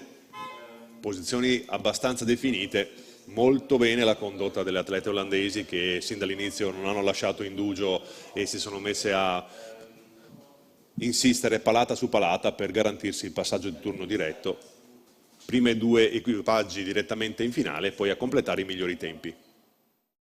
So just to recap there, how it finished in the first heat of the women's double sculls. The Netherlands crossing just about a little bit more than a length of clear water ahead of USA in second. It was this new combination from Switzerland in third, ahead then of New Zealand 1, New Zealand 2, and Indonesia finishing out in 6th place in the first heat. So it is Netherlands and USA advancing on, and we're now going to check in already with the second heat, which is on its way down to us. It's China through 500, where the leaders ahead of Switzerland and Great Britain, Italy and the Netherlands. And it still looks like the Chinese crew, as they come up towards the 1,000 metres, leading it out, and they're opening up and extending that lead by considerable margin, considering they're just coming up to the halfway mark. They're in first place at the moment. It looks like the crew from Great Britain have moved from third into second place just in the last few hundred metres, but we're going to head up now to check in with Tim to see China looking good here with GB on the charge. Yeah, GB definitely on the march here, trying to claw back a bit of the lead which China established early on in the race, and it's a handsome lead. If anything, it's a length and a bit of clear water to GB in second. Then Switzerland in that third position with Olivia Roth in the stroke seat there. We've seen her race the sculling boats all over the place in the past few years. So plenty of experience together with Wedstein in the bow seat there. And looking across the water, we see another Dutch crew racing hard against Italy. But the Dutch crew actually not part of the national team. But the Dutch also use this first World Cup to give young and upcoming athletes a chance to race at the very high level. And the crew of Van den Berg and Van Opzeeland are a testament of that. And we'll see more crews from that sort of, well, slightly above under 23 level racing here for the Netherlands this weekend. But they're doing great, side by side with Italy, but the People's Republic of China still way, way out in front. Le cinesi sono partite forti e stanno mantenendo forte la loro posizione, con una prima gara decisamente distaccata rispetto alle altre, e ora ci sarà una seconda parte di gara in cui dovranno mantenere la loro posizione, che è comunque leggermente minata dalla Gran Bretagna, che è a 25 metri di distanza da loro. Comunque sia, non è una distanza da sottovalutare, specialmente quando siamo a 600-500 metri alla fine di questa gara. E ora troviamo invece in terza posizione la Svizzera, non molto lontana dall'Olanda, che, come ha ricordato il mio collega Tim, è un banco di prova della nazionale giovanile, quindi non fa parte della nazionale maggiore. Però bensì è comunque un'ottima prova per cominciare ad investire sui giovani, mentre un po' più attardato è la barca italiana con Corazza e Borghi, che sono atlete pesi leggeri, iridate, medagliate a mondiali ed europei, e ora mancano sui 400 metri alla fine, e sarà interessante vedere come proseguirà. So the People's Republic of China, that fast double of Chen and Zhang, still leading Richie, and they've pushed the rest of the field further back in that third 500. Closing into the finish line now, still ahead of Great Britain, and behind them Switzerland and the Netherlands still racing the former Italian lightweights in lanes 1 and 2. But it's going to be the race of the People's Republic of China, no doubt about it. They're in full control in the run into the finish line here. The Swiss boat is just the fastest boat out there at the moment, but they're going to run out of water. They're getting back into the mix here to try push for the second qualifying spot, but that is firmly in the hands of Great Britain at the moment, who have clear water. They're in control here, so no doubt about the leaders. People's Republic of China powering onto the line here, and they're taking with them GB. Nothing has changed from the 1,000-meter mark. They're the 1 and 2. Switzerland just looking to open up more clear water, and they're winding up and trying to get that fastest time, so they're pushing all the way to the line here. And then it is going to be the crews from the Netherlands and Italy back in 4th and 5th. They're matching each other stroke for stroke, bow for bow in the run in towards the finish in the second heat, and it is just the Italians coming in to take about a half a length lead and win over the second Dutch crew.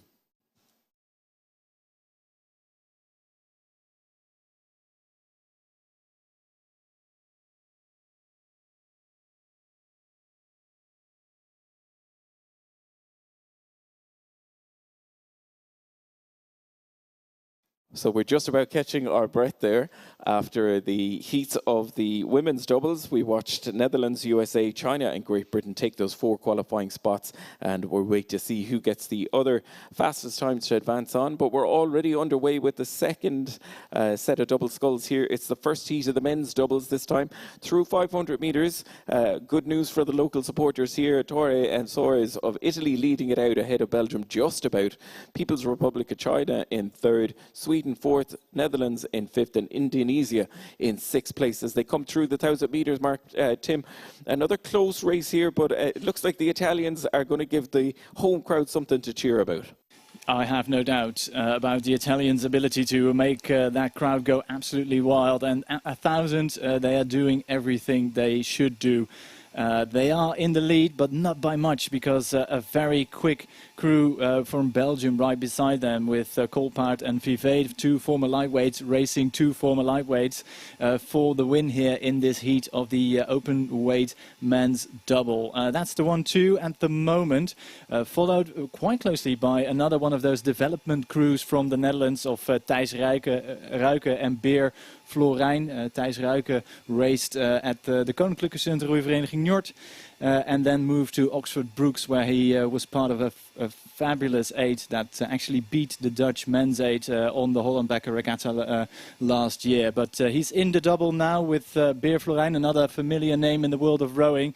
This is the youngest brother of the family, and they are getting some great experience here out on the lake. They are relatively matched with the crew from Sweden on the far side, but they will have their eyes down the boat and concentrate on performing as best as they can. Italy and Belgium out in front, though, with quite a decent margin, still going toe-to-toe. Sarò di parte qui e permettetelo, è bellissimo vedere la barca leader, i nostri pesi leggeri Torre e Soares. Ricordiamo Gabriel è vice campione olimpico al doppio pesi leggeri con una gara al cardiopalmo, e fondamentalmente questa gara lo può essere anche considerata tale, perché ci sono altri due pesi leggeri dal Belgio che sono proprio vicini a loro, hanno solo 4-5 metri che li separano, quindi non possono mollare una palata, non possono mollare un colpo, e l'Italia vuole tenersi questa prima posizione in questa batteria, seguita dall'Olanda e dalla Svezia, che sono abbastanza vicini, quindi stanno combattendo invece loro per il terzo e quarto posto. Un po' più distaccate sono invece l'Indonesia e la Cina, ma con 300 metri alla fine della gara troviamo ancora l'Italia in testa, e il Belgio invece sembra aver mollato leggermente la presa, però devono combattere fino alla fine. The Italian double missed out on a medal at the Europeans, and they want to get a step on the top step here in Italy. They are still leading, and actually I think, Richie, they are rowing away slightly from the Belgians, if I'm not mistaken. Yeah, they're coming in towards the finish here, and all of the rates have come up as they power onto the line. I'm going to hand over to Rossano to get the Italian crew home in first place. Ottima gara da parte degli azzurri, grande ritmo da parte del capovoga Gabriel Soares, ben sostenuto da Nils Torre al numero 2. Il Belgio li ha tallonati per tutta la gara, nell'ultimo quarto sono riusciti a recuperare qualche metro, ma è ancora all'interno dell'imbarcazione, la prua belga non ci si può rallentare di un centimetro. Prima posizione per la formazione azzurra in questa batteria del doppio maschile, che garantisce l'accesso alla semifinale. Secondo posto per la formazione belga, poi Olanda, Svezia, Indonesia e Repubblica Cinese. So a really exciting race there from the Italians to take the win ahead of Belgium. They're the 1 and 2, and that development crew that Tim was talking about, Netherlands, just coming in third. That's a great result for them, ahead of Sweden in fourth, Indonesia in fifth, and the People's Republic of China in sixth place. So that was heat 1 of the men's double sculls. And staying straight with the action, the second heat is already on its way down to us and through 500 metres. Australia 2, Cleary and Fox leading it out just ahead of their country mates McGuinness and Reinhardt in second place. So it's a 1-2 for Australia at the moment. Switzerland in third place, still in the mix. And then a little bit further back, we're now seeing Great Britain and United States of America opening up a bit of a gap between 1, 2 and 3 back to fourth and fifth. They've gone through 500, and again similar rates and boat speeds here, 35, 36 strokes per minute as they come through that first 500, settling into their race pace. And in lane 1, it's now the Swiss crew. Just in the last few hundred metres, we're seeing them. So Australia 2, Australia 1 were leading and in second place through 500. But as they come up towards the 1,000 metre mark, a very spirited push here from the Swiss. Etzke and Ahumada, just seeing them, Tim, it's now the Swiss that have moved into the lead ahead of the Australian 2 crew and Australia 1. Yeah, brilliant turn of speed there from the Swiss. About 800 meters in, they really put on the afterburners for a few seconds, and they crossed the 1,000-meter mark just ahead, half a second in it between them and McGuinness and Reinhardt from Australia 1, racing here right beside Cleary and Fox, also from Australia. So it's going to be an interesting race to watch, these two crews from Australia battling it out stroke for stroke here across some very familiar water for the Aussie crews. Great Britain sandwiched in between them as well. Two athletes also making the step up from the under-23 level and in the senior level as well. And then the United States of America slightly trailing at this stage, but not far behind. It's still Switzerland leading into that third 500, and just looking at the speed they're developing, it comes quite easy to them. They're rating 37 strokes a minute, but they are well, slightly quicker than the two Australian crews, and they are moving out to almost a full length ahead of the Australia 1 crew of McGuinness and Reinhardt.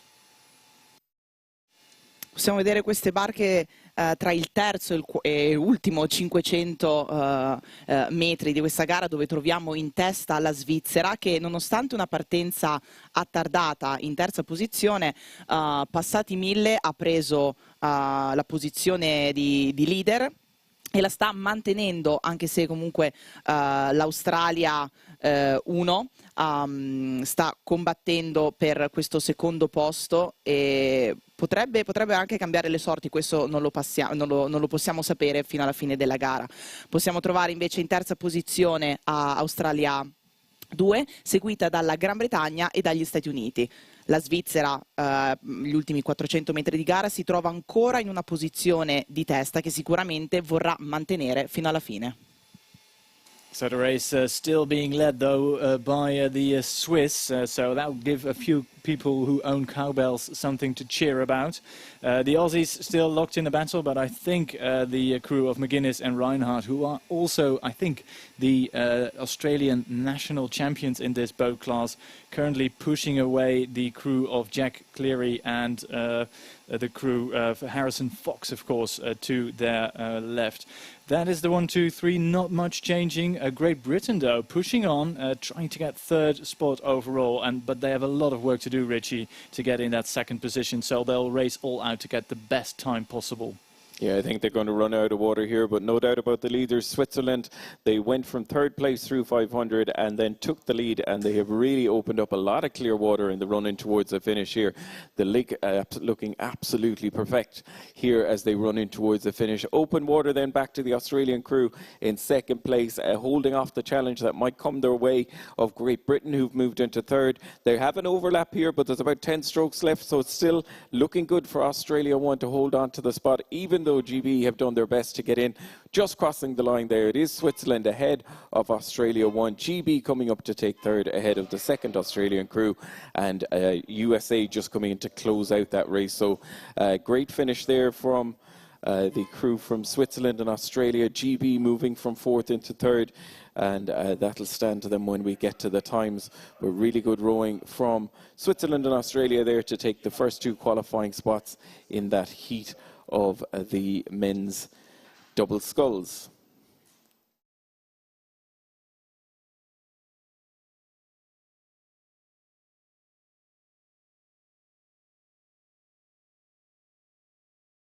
So straight back to the action again with Heat 3 of the men's double sculls through 500 metres in this 5-boat race. It's Poland leading it out ahead of the People's Republic of China.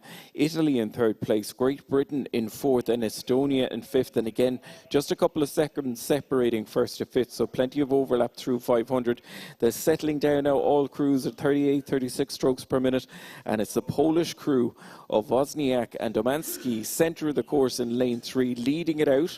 And they'll be in control, able to look left and right and see what challenges come their way. At the moment, it's the challenge from lane 1. People's Republic of China, Wang and Xiao are in second place. And these two crews, as they come up to the 800, 900 metre mark, are starting to open up a lead ahead then of Italy.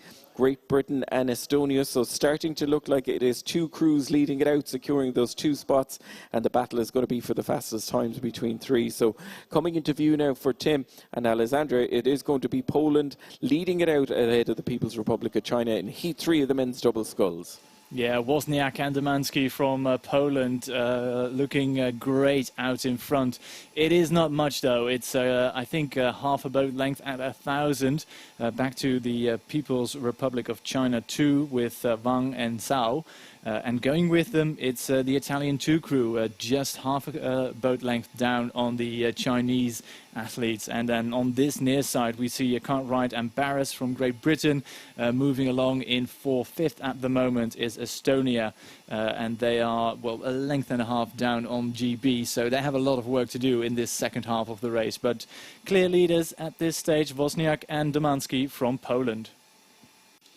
Azione un po' schienata ma decisamente efficiente da parte dei due polacchi che sono medaglia di bronzo in 4 di coppia agli ultimi europei e campioni d'Europa e campioni del mondo in questo evento Under 23. Quindi anche loro stanno provando il mondo dei senior.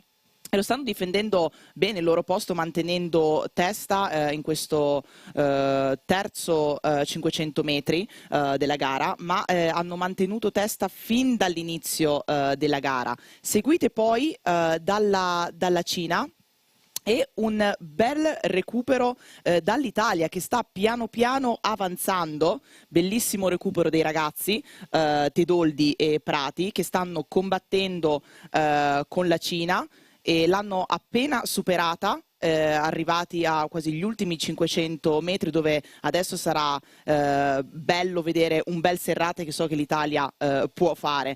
Un po' più attardati invece troviamo l'Estonia e la Gran Bretagna, con ancora le prime 3 posizioni Polonia, Italia e Cina. As you just heard from my colleague here, to my right, the Italians are on the move. Tedoldi and Prati making a move and closing the gap to the Polish under-23 world champions. They're basically level coming into the final 250 meters. The People's Republic of China still not out of it, just slightly less than a length down on the 2 leading crews. But the momentum is with the Italians. Highest boat speed. And Richie, would you look at that? 40 strokes a minute.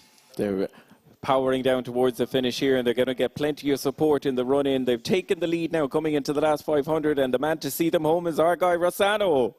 Fantastico secondo 1000 metri da parte dei nostri azzurri, Marco Prati e Leonardo Tedoldi in terza posizione nella prima parte di gara dietro alla Cina, in seconda posizione alla Polonia che conduceva, ma adesso hanno lanciato un rush finale incredibile, hanno superato la Cina, stanno mettendo la prua davanti alla Polonia che risponde, cerca di mantenere la prua in prima posizione, l'Italia che insiste ancora, un paio di metri di differenza fra Polonia e Italia, ma siamo lì per la seconda posizione che vale il passaggio diretto in semifinale. Molto bella la prova di questi giovani atleti che hanno insistito in un'azione veramente efficace, hanno lasciato dietro l'equipaggio cinese che ha cercato nella prima parte di gara di stare davanti alla formazione azzurra.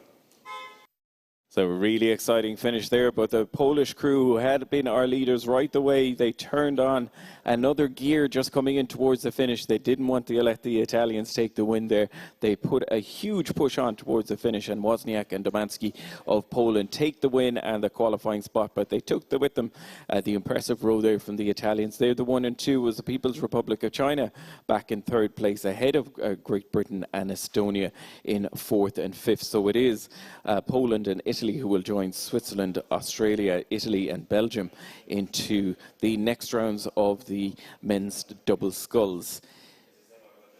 Heat 4 already on its way down to us and through 500 and approaching 1,000 already. New Zealand, Hamill and Mason leading it out at the moment, ahead when they came through 500. They were barely ahead of the USA, just 0.3 of a second separating first and second. And the Netherlands, Van Doring and Kleister, were very much in the mix as well. Indonesia staying with them, and Portugal won just a little bit further back as they went through 500. So really impressive for the first leading crews of New Zealand, USA, Netherlands. Very little between them, and Indonesia Tunisia doing well to keep up with the three leading crews. As they approach 1,000 metres, New Zealand still holding on to the lead here, and they've opened up a little bit more of a comfort zone back to the crew then from the Netherlands, who've moved into second place ahead of USA. They're the 1, 2 and 3 as they come into view for Tim and Alessandra. Yeah, great to see that new combination from the Kiwis doing well with the national champion in the single. That is, of course, Finn Hamill, who won the New Zealand national championship, jumped in the double with Ben Mason, and they are flying down the course. Going with them, though, it is Keizer and Van Doorn from the Netherlands in second at this stage, just half a length down at 1,000. And going with them is the United States of America, just 2 seconds adrift at 1,000. Then there's a bit of a gap. Indonesia filling that in with place number 4, and then on the far side we have the crew from Portugal, 5th at this stage. But it's going to be a great race to watch. The Dutch going toe-to-toe with the Kiwis for the win here. Less than a second separating them. It's just a couple of meters, but the speeds are relatively similar, I should say, at this stage of the race. More or less equal. The Kiwis slightly quicker sometimes, but not by much. The Dutch, though, we know they can raise a great sprint in the final 500 meters, so they'll push the Kiwis on and then use that famous Dutch weapon in the final few hundred meters, no doubt. Due gli equipaggi da guardare per questa batteria, che sono Nuova Zelanda e Olanda, dove la Nuova Zelanda sta mantenendo la posizione di testa, mentre l'Olanda sta combattendo per raggiungerli. Seguita dagli Stati Uniti, che aveva avuto un passaggio ai 1000 metri molto rilassato, nonostante fossero ai 38 colpi al minuto, e adesso stanno mantenendo i 37, però sono un po' scivolati indietro rispetto all'Olanda, che sta mantenendo la sua seconda posizione. Troviamo più attardati invece Portogallo ed Indonesia, che sicuramente, essendo un po' più lontani, hanno deciso un po' di gestire in questo modo la loro gara. Però ora ci avviciniamo all'ultimo quarto di gara, quindi gli ultimi 500 metri. Abbiamo ancora la Nuova Zelanda in testa, che sta mantenendo e sta aumentando in realtà la sua velocità, infatti sta aumentando il distacco con la barca olandese, che comunque cerca di rispondere, mentre al terzo posto troviamo sempre gli Stati Uniti, che stanno cercando di aumentare i colpi e sono ad una buona velocità. Vedremo se saranno in grado di raggiungere gli altri equipaggi. I take my hat off for the push from the Kiwis in that third 500, pushing the Dutch crew back to a full length of clear water and then some to, well, more or less be secure of that first finishing spot. The Dutch, though, from the silver medal winning quad at the Europeans, now in the double, they are at rate 40, but they're not really closing down the New Zealanders quickly enough to take the win here. Yeah, the run in towards the finish. New Zealand doing just enough in the last few hundred. They are coming under increased pressure, but they have a little bit of clear water, a little bit of comfort there. The Dutch now coming under pressure from USA, who are winding up towards the line. Very little between the two crews as they approach the finish. Again, 2 to qualify into the next round. USA pushing the Netherlands all the way to the line here. It's going to be a photo finish. Have they done enough in the run-in? It will comes down to it. We've seen New Zealand, and I think a photo finish then between Netherlands and the USA. Really exciting finish there for that second qualifying spot. Time to perfection, hopefully, for the USA, the way they wound up for the line there. But have the Netherlands done enough? They haven't. It's USA get that second qualifying spot directly into the next round ahead of the Netherlands. So it's New Zealand, USA, Netherlands 1, 2 and 3. And the Netherlands of Van Doorn and Keizer will have to see, will they get through with the fastest time. So really nice sprint finish there from Cunningham and Leroux. And we're going to head down to Luca, who's located some very happy and relieved New Zealand supporters, I believe. Yeah, you're right. They're smiling, they're celebrating. Was a big win for you. You lead it all the way down. And yeah, how are you feeling about this win? It's always good to see a New Zealand crew in front. So pretty happy. Well, yeah, well, I bet. I saw a lot of different flags out. You came all the way from New Zealand to support them. Yeah, totally. Yep. Why not? You know, why not? Come see the girls and guys race, and yeah, why not? And get out of the winter. What was your first impression about Varese? It's lovely. I just got here last night. nice and hot, nice hot summer, and yeah, as I said, nice to get over and enjoy some great rowing conditions. Any favorite restaurants yet? Favorite what? Restaurant. I don't know yet. I need the recommendations. What's yours? Well, we can talk about it. So, back to the tower, and then, together with the crowd, we have a lot of fun here, Richie. Excellent. You guys catch your breath there before the next series of races. We're moving up now into the bigger boats. The next 4 sets of races before we wind up our morning session. It's going to be the women's 4, men's 4, the women's quad, and the men's quad as well. Just off the blocks, it's the first heat of the women's 4s. And here we have, again, 2 crews to qualify directly into from this heat. And we have in lane 1, the Netherlands, lane 2, Australia, lane 3, Netherlands 2, lane 4, Australia 2, lane 5, People's Republic of China, and lane 6, Austria. So they've just gone off the start. We're waiting for the update to see how they come through the first 500 metres. Very little between Netherlands 1 and Australia 1. A little bit further back then, Netherlands 2, Australia 2. So it's first, second, third and fourth is the way of Netherlands and Australia. Netherlands and Australia. China then, People's Republic of China back in 5th ahead of the crew from Austria. They're coming up on that all-important 500 metre mark. It looks like the Australian 1 crew now starting to settle. All the crews up there in the first 4 up at 41, 40 strokes per minute. So they're still really pushing off the start here in that first quarter of the race in the first heat of the women's 4s. 2 crews from the Netherlands, 2 crews from Australia, and we'll see if the People's Republic of China and Austria can get into the mix here and try to break up the monopoly that we're starting to see opening up now between the Netherlands and Australia. Through 500, it is the crew from Australia 1, Ford, Gaffney, Rao, and Switch are leading it out here, just gone through, but barely 0.2 of a second ahead then of Netherlands 1. The second Netherlands crew now moving into 3rd place, and the People's Republic of China just getting the better of Australia 2 on the surge, coming through 500, and Austria back in a 6th position. They'll be making their way towards the 750 metre mark, and again, 2 crews to qualify here, so the others that are pushing along side by side will get those fast times and get in the mix for the qualifying as well. But looking good so far, and Tim, hopefully not putting you under too much pressure and testing your eyesight here as they come into your view. Looking good at the moment, but it's still Netherlands and Australia 1 changing position and lead stroke by stroke as they come into view. Yeah, it's a great rivalry between the Dutch and the Aussies, and so far I think the Aussies in the Australia 1 crew just have the edge ahead of that Netherlands crew 1, containing 2 Olympic champions in this boat class in the stern, with the athletes of Hermijntje Drent and Tinka Offerijns, who set that really high rate of striking. We've seen them use that high rate of striking in the previous Olympiad, and they are trucking along at 38 strokes a minute. And the Aussies actually underrating them by 2 strokes a minute, and they're dead level, approaching 1,000 meters gone. And just over half of this race still left to row, and it's clear water for the top 2 crews in this heat, ahead of that development crew from the Netherlands, who have a great hold on that 3rd position overall. The People's Republic of China just pipped the second Australia crew for 4th overall at 1,000, of 3rd overall at 1,000. 4th will go to Australia 2, and then Austria length down on the rest of the field, but still going strong here at 38 strokes a minute. And the Dutch trying to make a move now on the far side. The Netherlands 1 trying to open up a bit of a gap, but every single time so far that Australia 1 crew is able to respond, and they are separated by less than a meter, and we're already 1,250 meters into this race. Great stuff. They'll fight it out for the win, no doubt.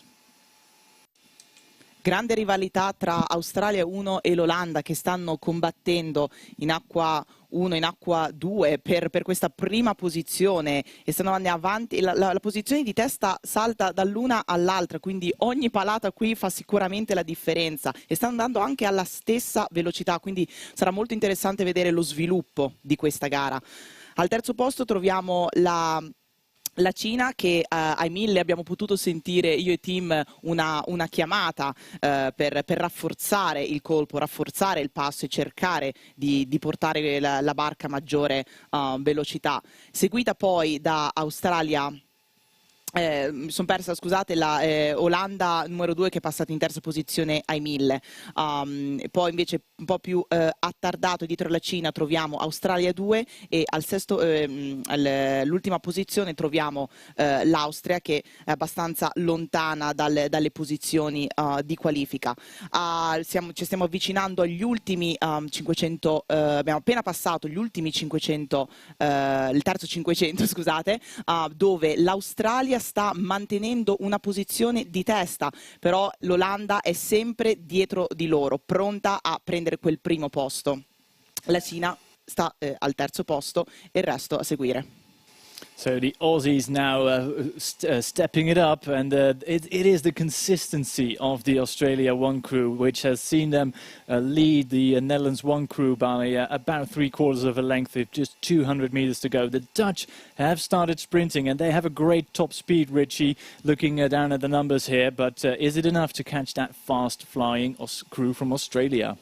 This Australian 4 are really powering onto the line here, but have they got enough in the tank to hold off the challenge that's come from the Netherlands? They're looking good, the 1-2, for those qualifying spots. The People's Republic of China coming under increased pressure from the Netherlands and that second Australian crew, so they're going to push each other on here for the best times. The Chinese crew just pushing on again and opening up more of a clear water lead, but as they come in towards the finish, it's going to be Australia 1, Ford, Gaffney and Rao and Swick. They're the 4 that just a little bit of clear water ahead of the Dutch. They're the 1 and 2 securing the spots.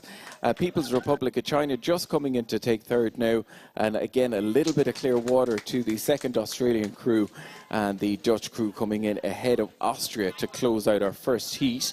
And we're going to head down. I believe Luca has located some of the Australian family from crews that have just been racing. Yeah, it was a big win, and the mom is crying here next to me. What a fabulous story to, yeah, let's go together. Yeah, unbelievable. How are you feeling? You just seen your daughter winning. Yeah, I'm really glad that they did really well. That's first race, so that's good. So they came to Europe 10 days ago.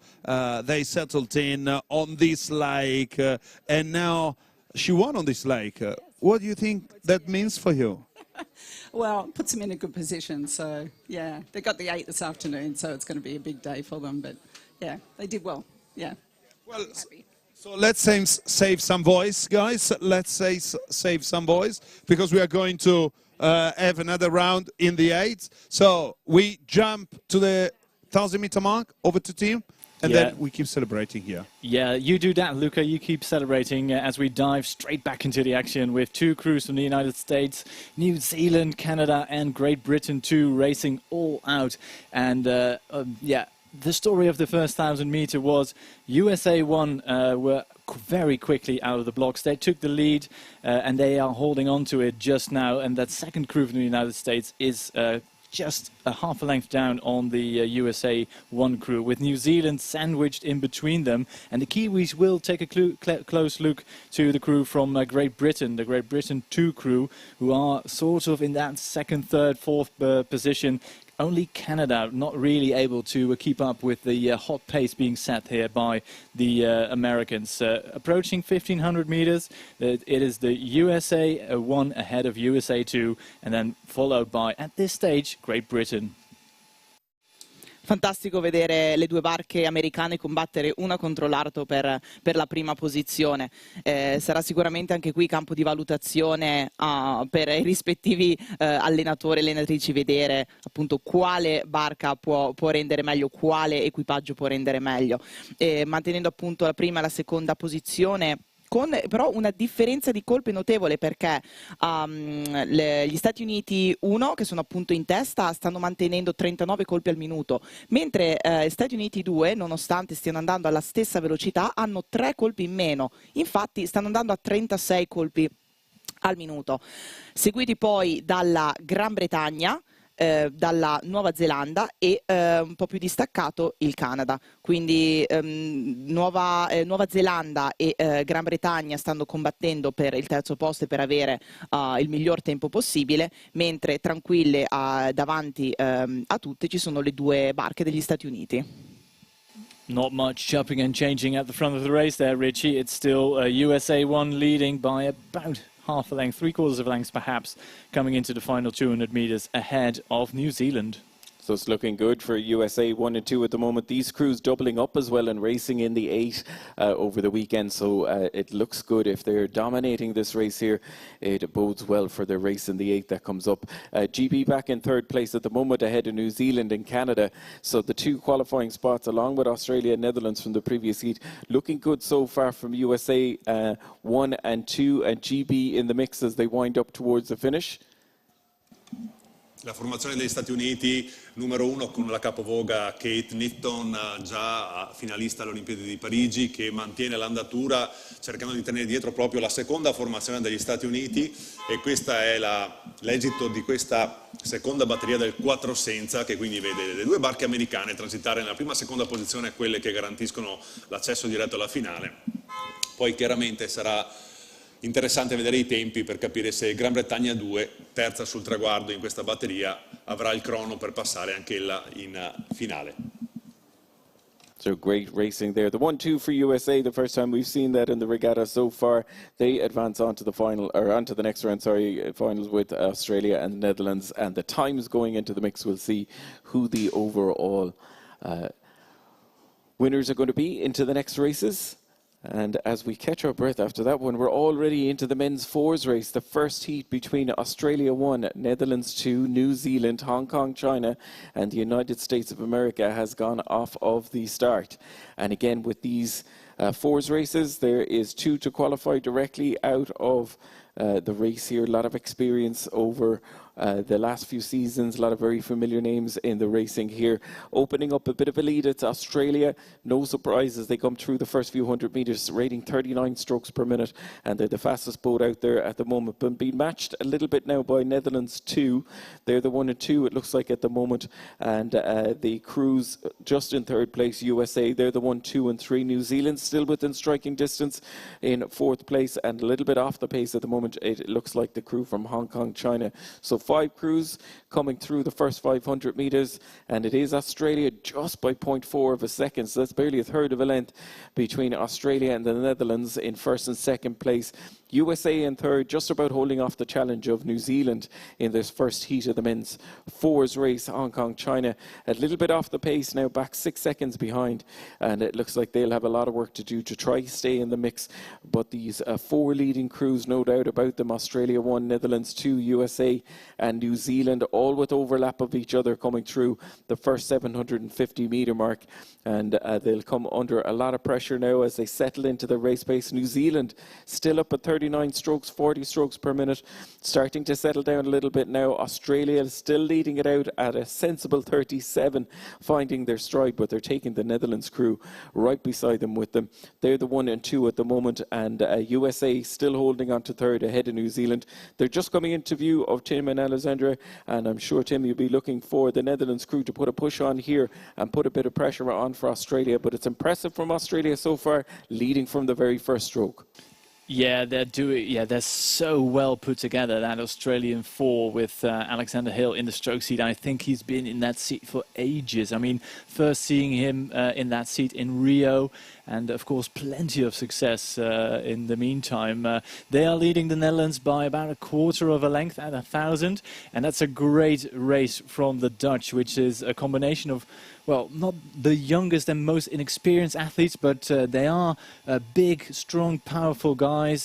For instance, Elie Brouwer there in the bow seat, a massive man with plenty of power. And then Rick Rinks in the stroke seat, providing his crew with an easy-to-follow rhythm where they can just put all the watts into the water. And it's a great race from them so far as a new combination to stay so close to that quality crew from Australia. Third at the moment is the crew from the USA. I was looking at them. They look really good out on the water. And of course, USA, a different lineup. But of course, in this boat class, they are Olympic champions. And some honor is to be upheld here by any crew from the USA racing this boat class. Then behind them, it is New Zealand and Hong Kong, China, as you mentioned, Richie, slightly off the pace, clear water down. But the race is out in front between the Netherlands and Australia. Il capovoga Alex Hill, campione olimpico di specialità a Tokyo, sta cercando di portare la barca australiana alla vittoria di questa batteria, seguita subito dopo da Olanda 2 che si sta difendendo molto bene, mantenendo gli stessi colpi dell'Australia e anche una velocità simile, quindi sicuramente l'Australia deve stare attenta ad un eventuale attacco ora che ci stiamo approcciando agli ultimi 500-400 metri della gara.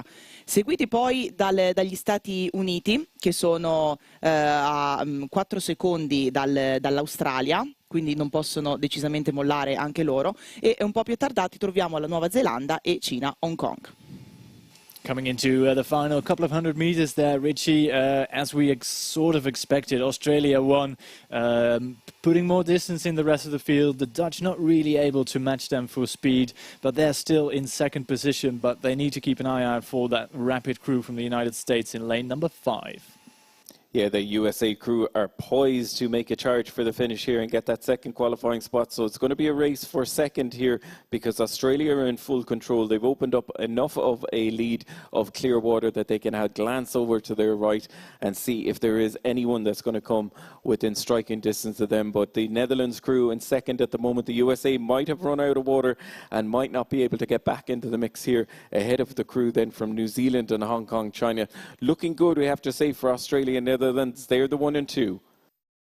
Continua l'azione martellante dell'equipaggio australiano lì in acqua 1 che conduce fin dalle prime battute, tallonato dalla formazione olandese che passa ora in seconda posizione sul traguardo, seguita poi dalla formazione americana per la terza posizione. Arriva quindi il quartetto della Nuova Zelanda e a completare questa batteria la formazione di Hong Kong China. So just to recap there, the first heat of the men's fours, it was Australia and Netherlands doing enough to secure the 2 qualifying spots. USA in third, ahead of New Zealand, and the crew from Hong Kong, China in 5th.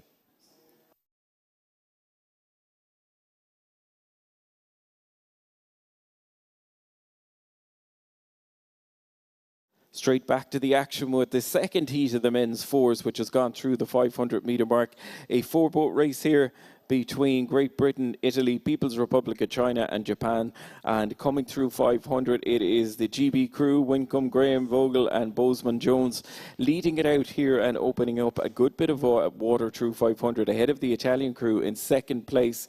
3 brothers racing here in the Italian crew along with the Vincenzo brothers, along with Pietro Caprena of Italy in second place at the moment, ahead of the People's Republic of China and Japan, who are starting to lose touch through 500, but they're still just a couple of seconds off the pace at the moment. But GB and Italy doing all the running at the moment. GB in lane 2, Italy lane 4, and the GB crew powering on here. 37 strokes per minute against the Italians, 39. A unique combination here we mentioned of the Italians with 3 brothers racing in this fours race. They're in second place at the moment, and again with 2 to qualify, they're doing what needs to be done. The question is, can they put pressure on that GB crew? There's about a 15-metre lead that GB have at the moment, so it's looking like they're in full control of the race. A little bit further back then, after the Italians, to the crew from China, People's Republic of China in third place, in Japan, and we'll head straight up to the 1,000-metre mark. Tim, they've just gone through there, GB in full control. Yeah, in full control, but with a slight warning from my part that the GB guys need to keep their heads cool at this stage of the race. And after a slightly underwhelming performance at the Europeans, they are looking to make amends here on the lake here in Varese. And so far, so good. But those 4 brothers from Italy are chasing them down really hard. And there's plenty of power in that Chinese crew. The rowing isn't too polished, to be perfectly honest with you. But it's going fast, and that's all that matters. Japan on the far side, I think they're out of it. But it is, as it is at this stage, GB, as we used to seeing them, ahead. But they are being chased down really hard by the People's Republic of China and Italy. Le pale tricolore entrano veloci, le gambe spingono molto rapide per la squadra italiana, per la barca italiana formata da 3 fratelli vicino, Giuseppe, Marco e Luca, che sicuramente si saranno divertiti a preparare questa barca e si staranno divertendo molto adesso a difendere il buon nome che il canottaggio italiano ha in questa specialità. Possiamo trovare ancora in posizione di testa la Gran Bretagna che sta ormai controllando la sua posizione, sta abbassando il numero di colpi più tranquillo, infatti attualmente ha 33 colpi al minuto, quindi significa che ha un buon controllo sulla gara e vuole riservare le energie per i prossimi giorni, mentre l'Italia al secondo posto non molla e a 38 colpi al minuti cerca di chiudere al meglio questa gara. Al terzo posto, un po' più distaccato, troviamo invece la Cina e l'ultimo posto disponibile è il Giappone.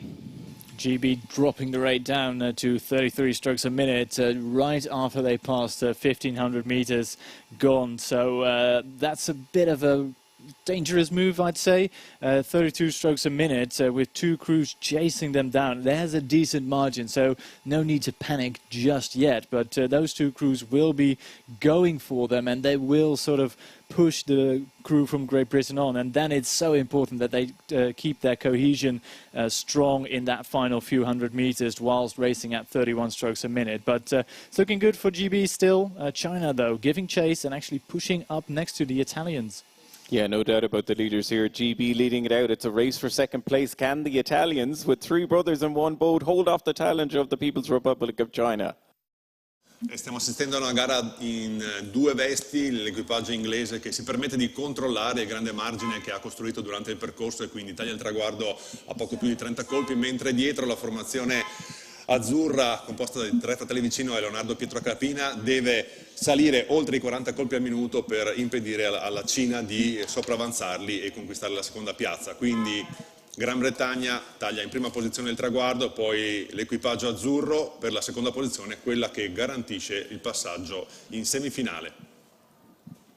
So really tough racing there, but GB in full control. We saw in the last few hundred meters they were able to take the rate down to 30 and make their way down to the finish line to take that first qualifying spot, and a real sprint finish there from both the Italian crew and the Chinese crew as well. Pushed all the way to the line, but the Italians just doing enough to secure that second qualifying spot in second place ahead of the People's Republic of China and Japan in fourth to close out Heat 2 of the men's fours. Literally catch our breath because we're already back with Heat 3. We're down to the last 5 races of this morning's session, and this is the last race in the men's fours Heat 3.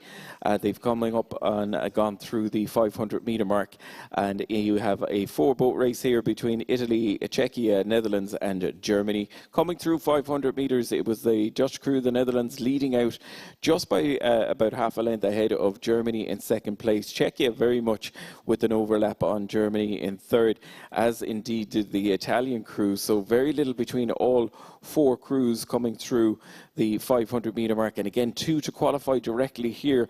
And if they're this close coming in to 500, it gives us the chance of a really good race here. But I have to say, looking at the stats coming up to 1,000 meters, the Dutch now moving into a commanding lead here ahead of Germany in second place. They're the 1 and 2, and it's starting to open up, Tim. It looks like there's a little bit of clear water opening back then to the Czechia and Italian crews. Yeah, it's an impressive move by the Dutch in that second 500 with Mick Makker in the stroke seat. He's backed up by Sander de Graaf. He is those 2 members from the Dutch Olympic men's 8 from Paris. And would you believe it that that man in the 3 seat, de Graaf, is actually celebrating his birthday today. So congratulations to you from us here at 1,000. And the Dutch crew leading the Germans by just a whisker of open water. And then it is Czechia and Italy too in third and fourth at the moment. Molto bella l'azione dell'Olanda che è appena passata davanti la nostra torretta, un'azione pulita, tranquilla, sa benissimo quello che deve fare, come gestire la gara, anche perché nonostante si trovi in testa deve comunque stare attenta all'azione della Germania, che è a 20 metri da loro, quindi sicuramente possono attaccare e l'Olanda deve essere pronta a rispondere. In terza posizione possiamo trovare un po' più attardata la Repubblica Ceca, con seguito la barca italiana formata da 4 ragazzi giovanissimi, infatti sono tutti ventenni e ventunenni, medagliati e iridati a campionati di categoria, quindi under 23, che anche loro si stanno provando qui alla Coppa del Mondo di Varese assieme a grandi nomi del canottaggio mondiale. E arrivando ormai gli ultimi 600 metri di gara, le posizioni rimangono fondamentalmente invariate, con l'Olanda che con 37 colpi al minuto sta gestendo questa gara e controllando bene questa gara, secondo posto la Germania, terza Repubblica Ceca. So the Dutch still leading, approaching 1,500 meters, and they look so cool, calm and collected. And of course, Ralf Rings in the bow seat, brother of Rick Rings, who we saw in the previous race, stroking that Dutch, the Netherlands 2 crew. Those 4 athletes looking comfortable. 37 strokes a minute is on the low side for the Dutch, and they are really cruising home. And yeah, why not? If you have a lead of 25, 26 meters ahead of Germany, still in second position. Czechia giving chase now, 40 strokes a minute, winding it up for the finish. Going with them is the Italians right beside them, but I'm fearing, Richie, it is too little, too late. Yeah, they might run out of water here as they come into the red markers, indicating 2:50 to go. In full control, as Tim said, it's the Netherlands leading it out. The question is, can Czechia power towards the line and put pressure on the German crew for that second qualifying spot? Germany looking good, and they've started to take the rate up as well, up at 39 strokes per minute. Czechia powering on. It's going to be a race for second place. Netherlands looking good. They're still holding off the challengers coming here. The big question is, can it be Germany or Czechia as they wind towards the line? Non ha esitazioni l'azione dell'equipaggio della formazione olandese, che va a tagliare il traguardo in prima posizione, mentre c'è battaglia per la seconda posizione. La Germania deve difendersi dal tentativo di rientro della Repubblica Ceca, riesce a stringere i denti e quindi chiude in seconda posizione, quella appunto che garantisce anche a loro l'accesso alla semifinale diretta. Ovviamente la Repubblica Ceca avrà l'opportunità di verificare il proprio crono per capire se accede alla semifinale. So there was a look of relief from the German crew when they saw that they crossed the line in second place there, with the Netherlands in first. They're the 2 that advance on, holding off the challenge that came from Czechia in third and Italy in fourth place. We're going to head down now for the rowing cam and Luca. Well, that's a surprise. That's why we want to try to get engaged together. We've been watching a lot of rowing, and now we want to row together. That's what we want to do. As you can see on the screen, we got the rowing camera. And now I want to show you what I've learned during the last couple of minutes. You ready?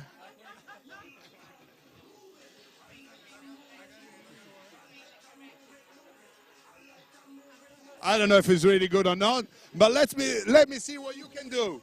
Let me see what you can do. You show me how to row. You show me how to row. What is not finished, you show me how to do it. Show me how to do it. Show me. Well, Frank, please show me how to do it. Good. Yeah, that's good. Yeah. But, we got a dog in the way here. Show me how to do it.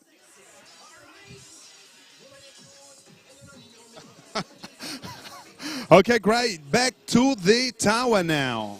Thank you, Luca. Hopefully the heart rates aren't too spiking there as we get back to the action here, down to our last 4 races to close out this morning's session.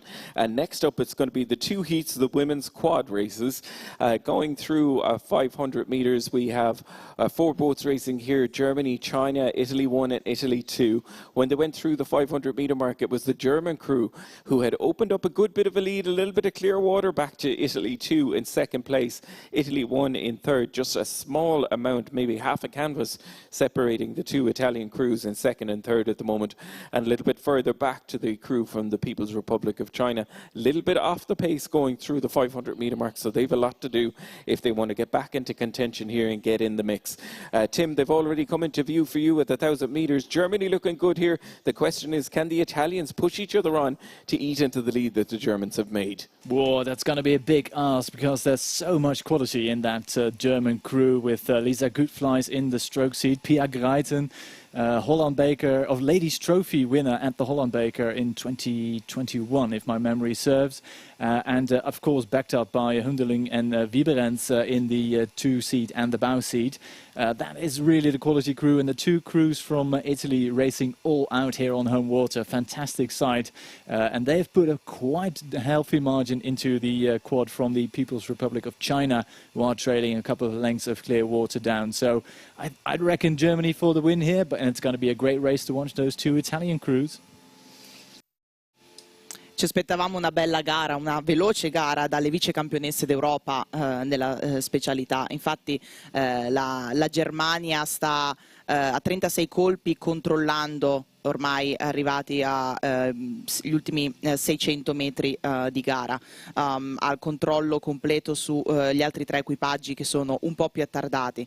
Troviamo invece in seconda e in terza posizione le due barche dell'Italia, che stanno cercando di prendersi la posizione migliore e vedere quale appunto equipaggio può essere il più veloce, e possono stare abbastanza tranquille sul 4 di coppia della Cina, che invece è un equipaggio tutto giovane. Sono ragazzi giovanissimi, addirittura la capovoga ha solamente 17 anni, quindi sicuramente è una bella sfida per lei e per rompere il ghiaccio nel suo debutto internazionale. Germany now well and truly in the final 500 meters, still about the same margin ahead of the two Italian crews as they were at 1,000. So they basically settled into that high speed rhythm, and it's going to be a fantastic final to see those two Italian quads going toe-to-toe all the way to the line. At the moment, Italy 2 with Stefania Boutignon in the bow seat is leading Italy 1, but there's still plenty of racing to come, Richie. So they're winding towards the line here. No doubt about the leaders. There'll be a happy Marcin Witowski, the coach of the German crew. They've led from the start, opened up clear water, and they're dominating this heat of the women's quad sculls. The question is, how's it going to fare for the two Italian crews? The man with the inside track, I'm going to pass over to Rossano.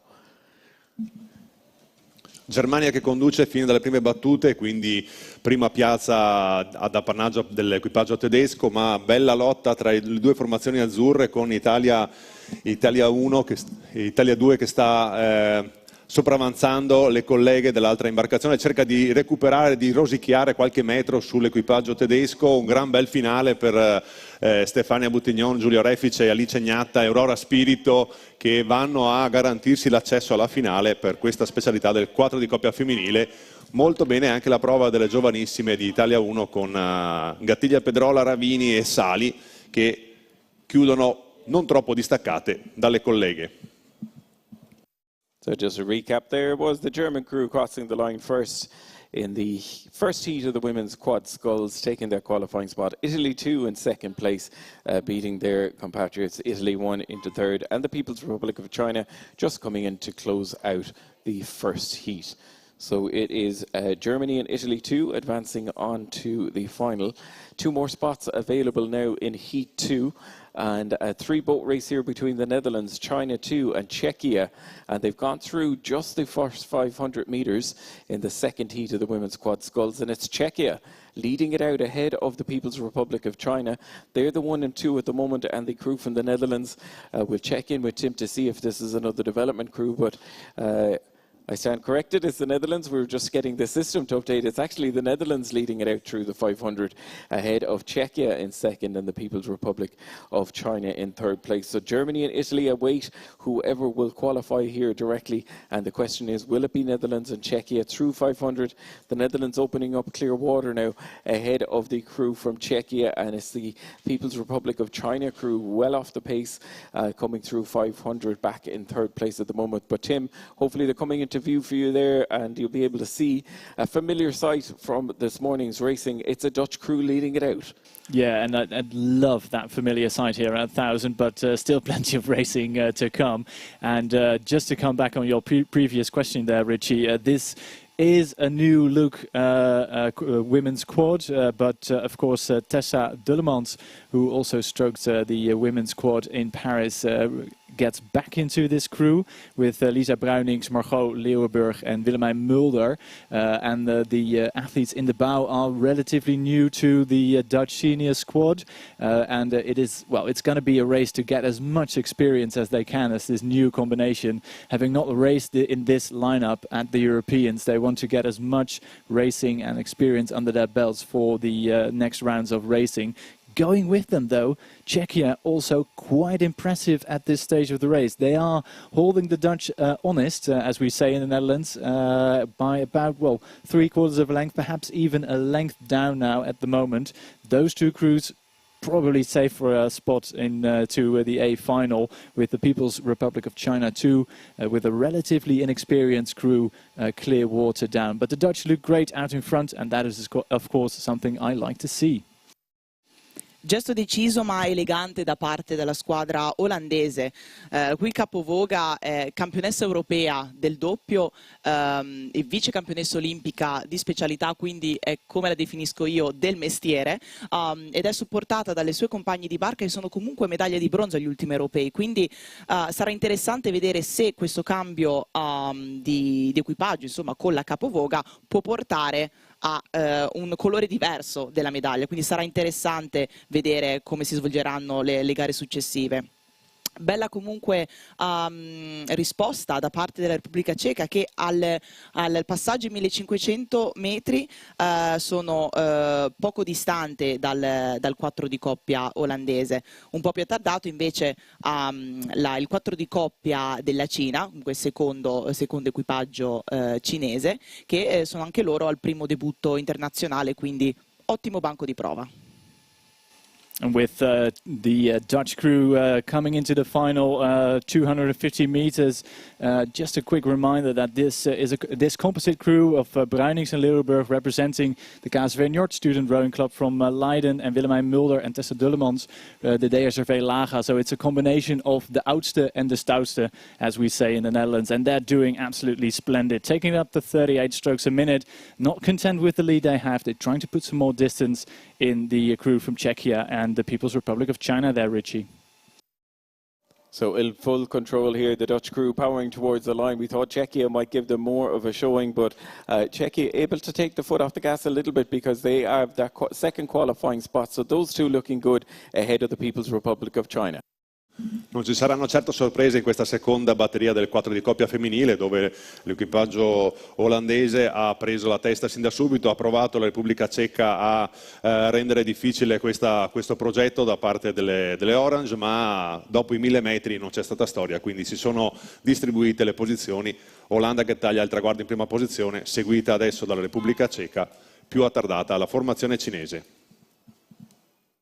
So cruising to the win there, the Netherlands crew powered home in style, opening up that clear water lead and holding it all the way down there in towards the finish. Qualifying ahead of Czechia, they're the 1 and 2, and the People's Republic of China back in 3rd place, closing out the second heat of the women's quadruple sculls.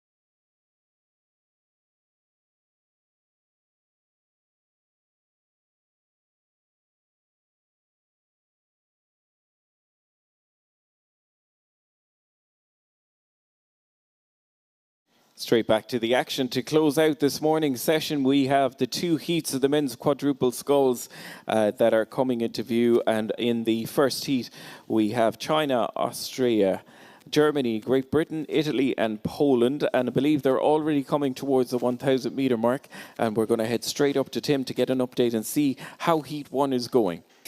Yeah, the Heat 1 is well and truly underway with the freshly crowned European champions and European best time holders from Great Britain leading the field about half a length up on the crew from Poland. And that's the second Polish crew comprised of under 23 gold medalists. And they are racing.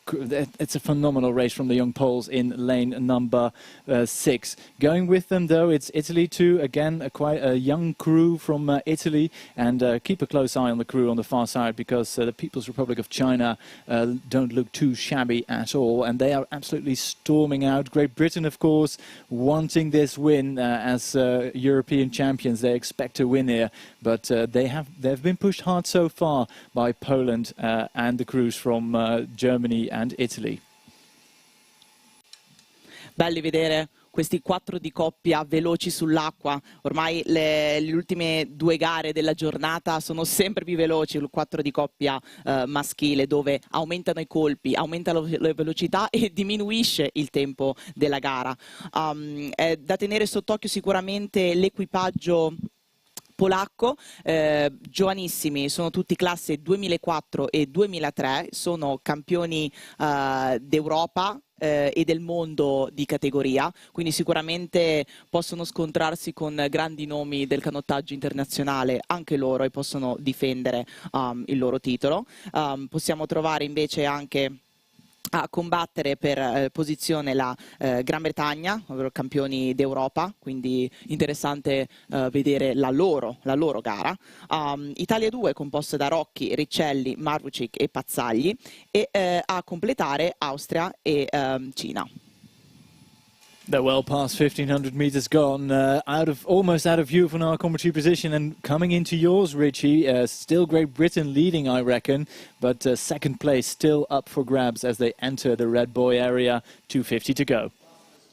GB still leading it out with that Clearwater lead. Is exactly what you want coming down in the first heat here and looking to qualify. They're in control. They can look left and right. They're centre of the course here.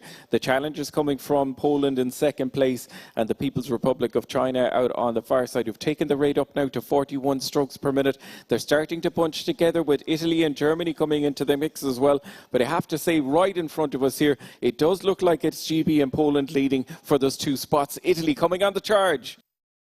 Gran Bretagna lì davanti, ma viene tallonata da 4 formazioni con Polonia, Italia che cerca di inserirsi tra la Cina e appunto l'equipaggio polacco per la seconda posizione, ma è Gran Bretagna a tagliare il traguardo, seguita da Polonia 2. Ottima la gara dei giovani azzurri di Italia 2 e quindi Cina per il 4º posto.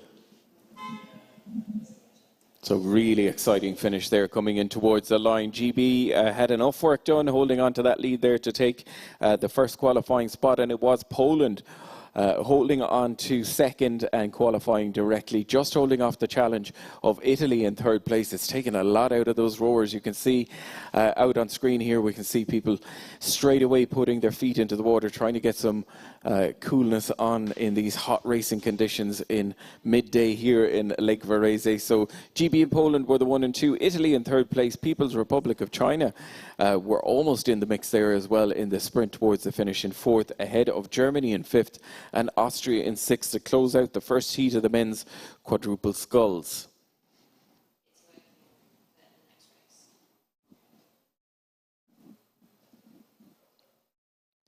And we are down to our last race of the morning, our 39th race. What an exciting start we've had to World Cup Varese here on the Varese Lake. Some amazing races already. It bodes well for the next round of racing that we're going to have. And we'll be back after this race this afternoon with 3 o'clock, kicking off the afternoon session with the PR2 women's single sculls. But meanwhile, we have to close out the racing with the men's quads in Heat 2.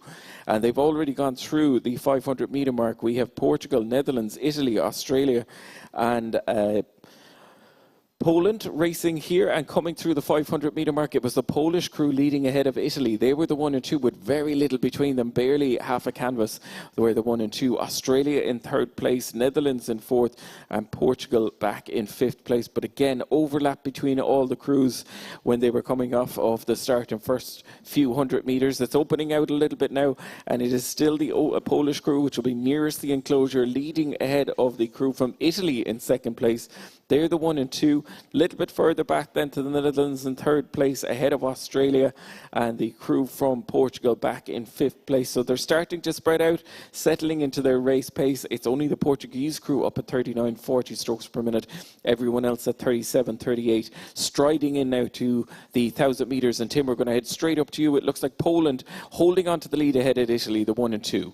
Yeah, I do look and like the way the Polish quad is rowing. It's so synchronous and it's perfectly together, despite the fact that this isn't a lineup which has seen many races, although there were bronze medalists in Plovdiv just 2 weeks ago. Going with them, though, Italy will have their work cut out to row past the Poles, because that is a quality crew. So it's going to be Poland versus Italy. The Netherlands currently 3rd at the moment. Not much chopping and changing in terms of positioning, but the Poles putting in just a bit more margin into the Italians at 7 meters at this stage of the race. So it's still anybody's race. Poland or Italy both can win, and 3rd is the Netherlands at the moment, well ahead of Portugal and Australia. Non è una novità trovare Polonia, Italia e Olanda nel 4 di coppia maschile combattere per una buona posizione.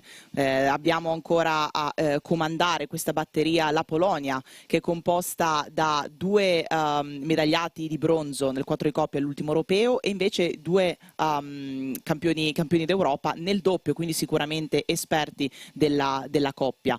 Al secondo posto mantiene la sua posizione l'Italia, con Gentili, Panizza, Rambaldi, ricordiamo medagliati alle ultime Olimpiadi, con una gara meravigliosa, e la nuova aggiunta del prodiere Sartori Matteo, che conosciamo per essere anche, oltre ai suoi risultati, anche essere il figlio di Alessio Sartori, come ci ha ricordato Luca prima. Ormai ci stiamo avvicinando alle ultime centinaia di metri della gara, dove aumentano i colpi. L'Italia ha 40 colpi, il Portogallo ha 42, la Polonia 42, non c'è tempo da perdere. Qua bisogna raggiungere la miglior posizione e avere il miglior tempo possibile. Italy might row past the Poles, Richie. It's a nail-biting finish, the last race of this morning's programme. This is what we want. Photo finishes coming into the last race. The Poles holding on the challenge, but can Italy take the lead coming into the last few strokes? Insiste a mantenere la prima posizione l'equipaggio polacco, viene tallonato dai nostri azzurri con 3/4 dell'equipaggio secondo a Parigi. Eccoli secondi sul traguardo, quindi si garantiscono l'accesso alla finale. Giacomo Gentili, Andrea Panizza, Luca Rambaldi e Matteo Sartori tengono dietro la nuova formazione olandese, che taglia il traguardo in 3ª posizione. Quindi primo posto Polonia, seconda Italia, 3ª Olanda. So a great way to close out this morning, racing there with a win for Poland, just holding off the challenge of Italy ahead of Netherlands and Portugal in 3rd and 4th, Australia back in 5th place. That closes out the second heat of the men's quads. So 39 races completed this morning in the first session at World Cup Varese. It always delivers here, some fantastic racing, and the course looking absolutely beautiful with ideal conditions. Probably a little bit hot. We're seeing all of the safety launchers getting water out to the rowers there. They'll all get out of the sun, recover, and be ready for the next round of racing. We'll take our break here, and we'll be back just before 3 o'clock for the afternoon sessions. And as I said a while ago, we're going to kick off with the PR2 women's singles sculls preliminary race before going into another 10 races to close out day 1 here in World Cup Varese. So hope you've enjoyed your racing wherever you're tuning in from, and all the support here in the grandstands being cheered on by Luca as well. We're looking forward to another afternoon of great racing here on the lake in Varese. We'll chat to you soon.